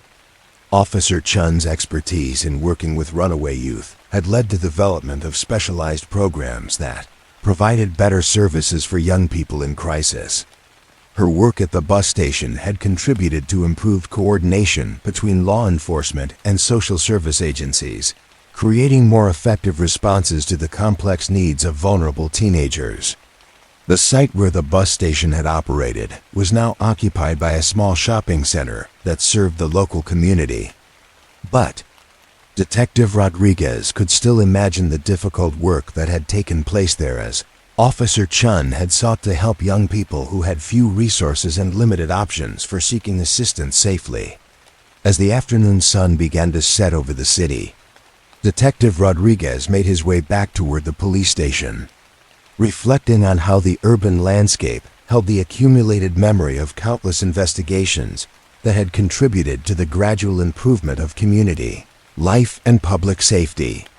Each location he had visited had been the site of patient, thoughtful police work that had addressed not just immediate crimes but underlying social problems that created conditions for criminal activity. The officers whose work was documented in these old case files had understood that effective law enforcement required more than just solving individual cases. It demanded ongoing investment in community, relationships, and social conditions that made crime less likely to occur in the first place. Their patient work had contributed to the transformation of neighborhoods, the improvement of police-community relations, and the development of more effective approaches to addressing complex social problems. Walking through these streets where so many investigations had taken place, Detective Rodriguez began to understand how the physical environment of the city had been shaped by the accumulated impact of thousands of individual cases, each one representing an opportunity to strengthen community bonds or address underlying problems that affected public safety and community well-being. The buildings around him stood as monuments to this patient work, their current uses often reflecting the positive changes that had resulted from careful investigation and thoughtful intervention by officers who had understood that their job was to serve not just law enforcement, but the broader goal of creating communities where all residents could live safely and productively. The city itself had become an archive of this work, with every street corner holding memories of investigations that had contributed to the gradual evolution of urban life toward greater safety, stability, and mutual cooperation among diverse populations. The stories preserved in police files represented just one aspect of this larger transformation, but they provided crucial insight into how individual acts of patience, courage, and wisdom had accumulated over time to create the foundation for healthier, more resilient communities. As Detective Rodriguez returned to the station building where these old case files were preserved in their quiet archives, he carried with him a deeper appreciation for how the geography of crime and investigation had evolved over time, and how the patient work of previous generations of officers had contributed to the ongoing project of making urban life safer and more humane for everyone who called the city home. The deepest level of the archives stretched beyond the reach of everyday police work, into chambers where the oldest files had been placed not for active reference, but for preservation itself. Spaces where the accumulated weight of decades of investigation had settled into a profound stillness that seemed to slow time itself. Chief Detective Catherine Walsh descended the narrow staircase that led to these final storage areas, where cases from the early 20th century rested in climate-controlled peace, their stories complete, their lessons learned, their participants long since moved beyond the reach of earthly justice into Whatever resolution awaited all human endeavor. Here, in these deepest archives, the filing systems became artifacts themselves. Wooden cabinets with brass fittings that had been installed when the building was new. Their drawers moving on well-oiled runners that whispered softly as they opened to reveal files that had not been disturbed for years at a time. The papers inside had achieved the particular fragility that comes with extreme age. Their edges soft as fabric, their ink faded to the color of old tea, but still legible to anyone patient enough to read the careful handwriting of officers who had recorded their observations with fountain pens and carbon paper. These were the cases that had been resolved not through dramatic revelation, but through the slow accumulation of understanding. Investigations that had unfolded over months or years as officers had gradually pieced together complex puzzles of human behavior and social circumstance. Reading through these files was like listening to conversations from another era, when police work had moved at the pace of walking beats and personal relationships, when officers had time to understand problems thoroughly before attempting to solve them.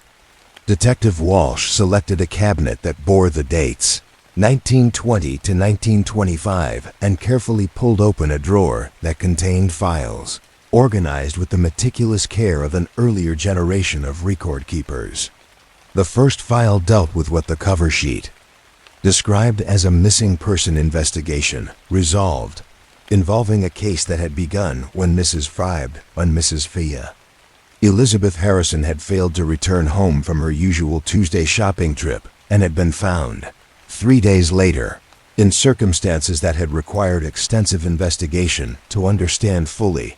The initial report had been filed by Officer Patrick Murphy, whose handwriting revealed the careful attention to detail that had characterized police work during that era. Mrs. Harrison had been discovered in a small rooming house across town, suffering from what doctors had determined was a form of amnesia that had left her unable to remember her identity or address, but otherwise physically unharmed. She had been carrying no identification and had been wearing clothes that were not her own, suggesting that her condition had been caused by some traumatic experience that had temporarily disrupted her memory. Officer Murphy's investigation had proceeded with the kind of methodical patience that seemed impossible in modern police work. He had interviewed every merchant and resident along the route that Mrs. Harrison normally took for her shopping, documenting each conversation in careful detail and gradually building a timeline of her movements on the day she had disappeared. The breakthrough had come through what Officer Murphy described as persistent observation rather than brilliant deduction. A streetcar conductor had mentioned seeing a well-dressed woman board his car on Tuesday afternoon, but had noticed that she seemed confused and had gotten off at a stop far from any residential area. This information had led Officer Murphy to canvass the neighborhood around that streetcar stop, where he had eventually found witnesses who had seen Mrs. Harrison walking aimlessly through streets that were unfamiliar to her. The investigation had revealed that Mrs. Harrison had witnessed a serious automobile accident during her shopping trip, an incident that had involved the death of a young child who had been struck by a vehicle while playing in the street. The trauma of witnessing this tragedy had apparently triggered a psychological response that had caused her temporary amnesia, leaving her unable to find her way home or even remember who she was. Officer Murphy's patient work had not only reunited Mrs. Harrison with her family, but had also led to improved safety measures in the area where the accident had occurred. His investigation had documented dangerous conditions around the school, where children frequently played in streets that lacked adequate supervision or safety barriers. The accident that had traumatized Mrs. Harrison had been part of a pattern of hazardous situations that required community attention rather than just individual tragedy. The resolution of the case had involved not just solving Mrs. Harrison's disappearance, but addressing the underlying safety problems that had created the traumatic incident. Officer Murphy had worked with school officials and city planners to establish safer play areas for children and to improve traffic control in residential areas where accidents were most likely to occur. Detective Walsh was struck by how this case from nearly a century ago had illustrated the interconnectedness of individual police work and community welfare. Officer Murphy had understood that Mrs. Harrison's amnesia was a symptom of larger problems that required collective attention, and his investigation had contributed to improvements that protected other families from similar tragedies. She moved to another file, this one dealing with a burglary investigation from 1923 that had been resolved through what the final report described as community cooperation and social intervention. The case had involved repeated break-ins at Morrison's dry goods store, where valuable merchandise had been taken over a period of several weeks without any clear pattern that might help identify the perpetrator. The investigating officer, Detective James Sullivan, had approached the case with the systematic thoroughness that characterized police work from that era. Rather than focusing only on the immediate evidence at the crime scenes, he had worked to understand the social and economic context in which the burglaries were occurring, recognizing that property crimes often reflected larger problems within the community. Detective Sullivan's investigation had eventually revealed that the burglaries were being committed by Mrs. Mary O'Brien, a widow with 3 young children who had been struggling to provide basic necessities for her family after her husband's death in an industrial accident.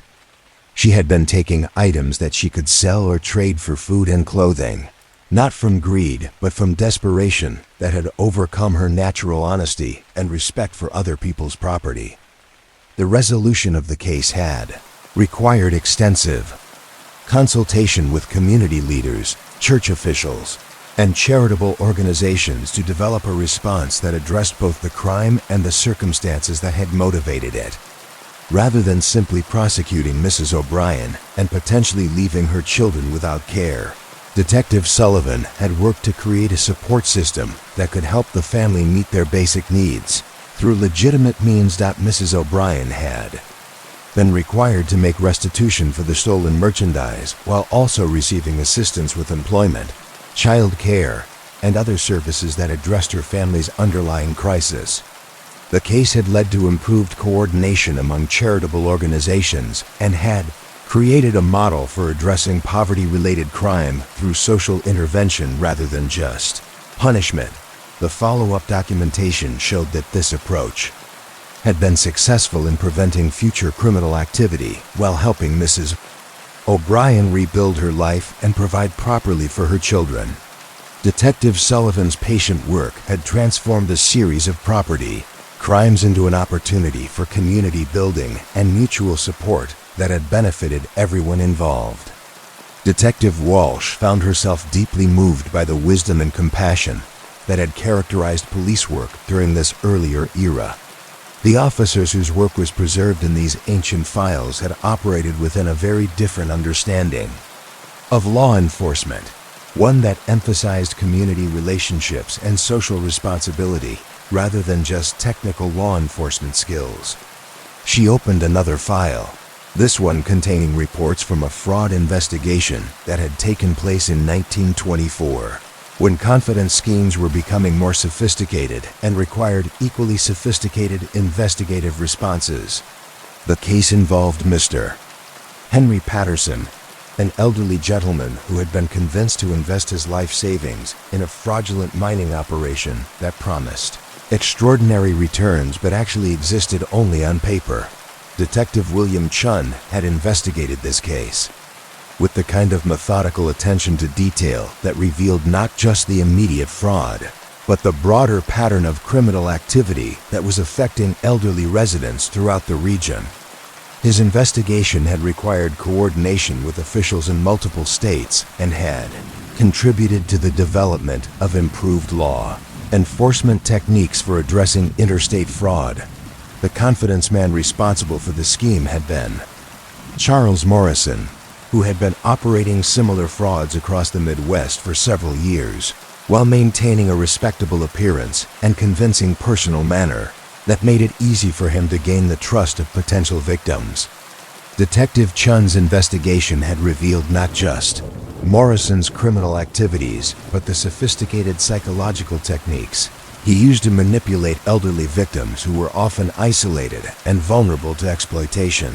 The resolution of Evolution of Kushnov.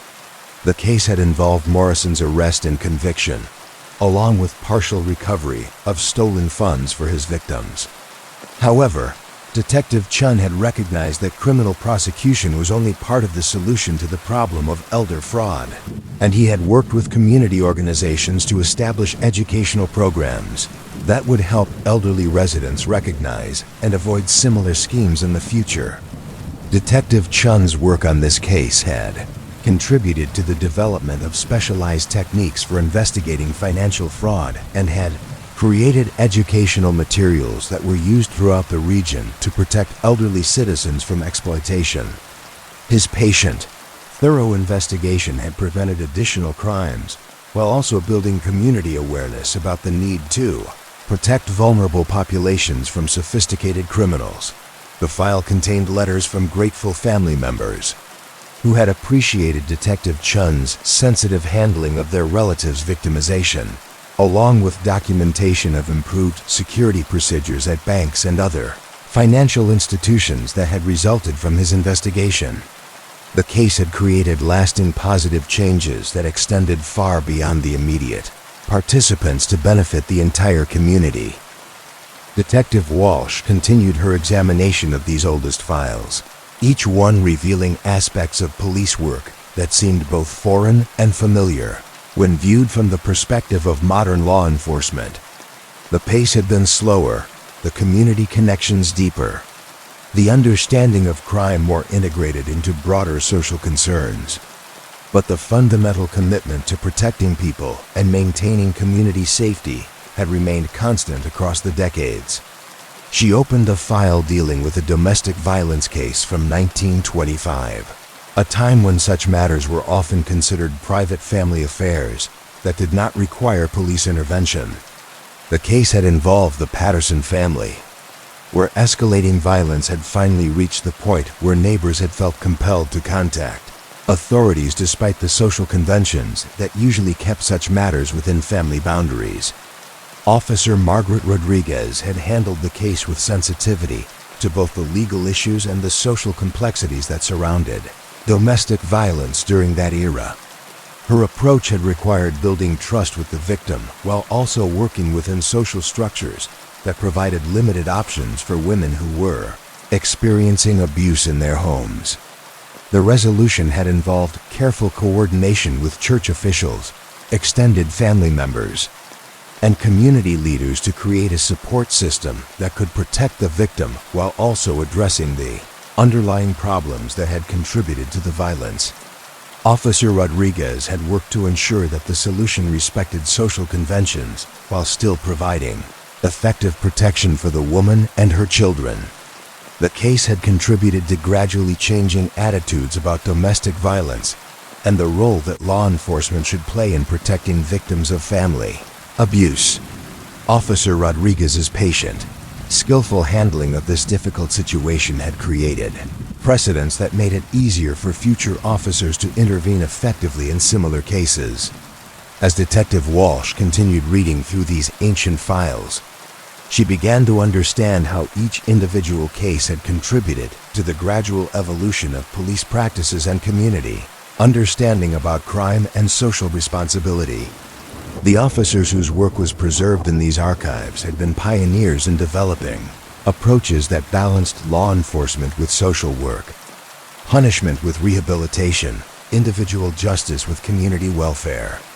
The files documented not just the resolution of individual cases, but the accumulation of wisdom about human nature and social organization that had informed police work for generations. Reading these old reports was like receiving instruction from master craftsmen who had understood their work as both technical skill and moral calling, and who had approached each case as an opportunity to strengthen the bonds that held communities together. She opened one final file, this one containing the last case reports filed by Detective Murphy before his retirement in 1925. The case had involved a missing child investigation that had required the entire community to work together in searching for 8-year-old Tommy Sullivan, who had disappeared while playing near the river that ran through the center of town. The investigation had mobilized hundreds of volunteers who had searched systematically through every possible location where a child might have wandered or become trapped. Detective Murphy had coordinated this massive effort with the kind of calm patience that inspired confidence and maintained hope even as hours turned into days without any sign of the missing boy. Tommy had eventually been found safe in an abandoned building where he had become trapped after exploring areas that were normally off-limits to children. Detective Murphy's careful organization of the search effort had made it possible to locate him before his situation had become dangerous, and the experience had led to improved safety measures throughout the community. The case had been Detective Murphy's final investigation, and his report concluded with observations about the importance of community cooperation in maintaining public safety. He had written about how police work was ultimately about serving people rather than just enforcing laws, and about how the relationships between officers and community members form the foundation for all effective law enforcement. Detective Walsh closed the file and sat quietly in the deep silence of the archives, surrounded by thousands of similar stories that documented the thoughtful work of officers who had understood their job as both professional responsibility and moral calling. These oldest files contained wisdom that had been accumulated through decades of careful attention to human problems and community needs. Insights that remained relevant despite all the changes that had occurred in law enforcement practices and social conditions. The archives themselves had become monuments to this accumulated wisdom, preserving not just individual case records, but a comprehensive record of how communities had worked together to maintain safety and justice over time.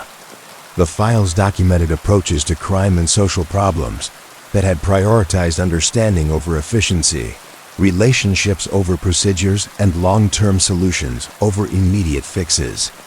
As evening settled over the building and the archives grew even quieter, Detective Walsh carefully returned the ancient files to their proper places in the wooden cabinets, where they would continue to rest in climate-controlled peace. These stories had been completed long ago.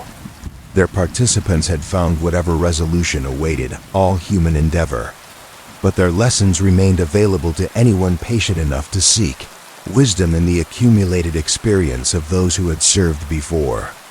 The deepest archives held more than just old case files. They preserved a vision of police work that understood law enforcement as fundamentally about serving human communities and maintaining the social bonds that made civilized life possible.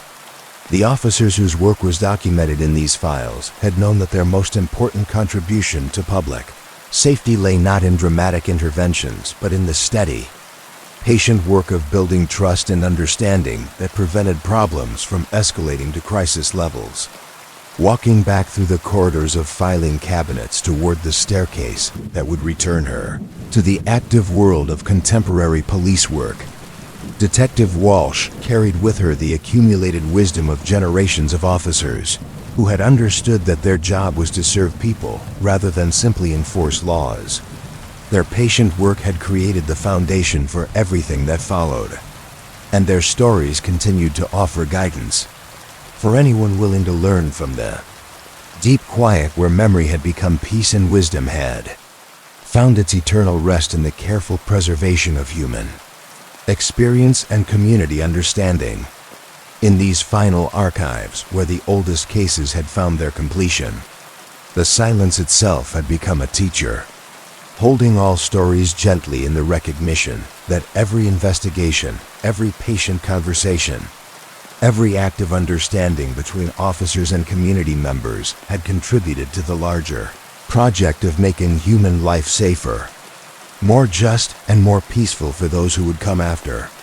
The files would remain here, waiting quietly for the next generation of officers who needed to understand that their work was part of something much larger than immediate law enforcement, something that connected them to a tradition of service that had been building slowly, case by case, For more than a century of patient attention to the complex needs of human communities seeking justice, safety, and peace.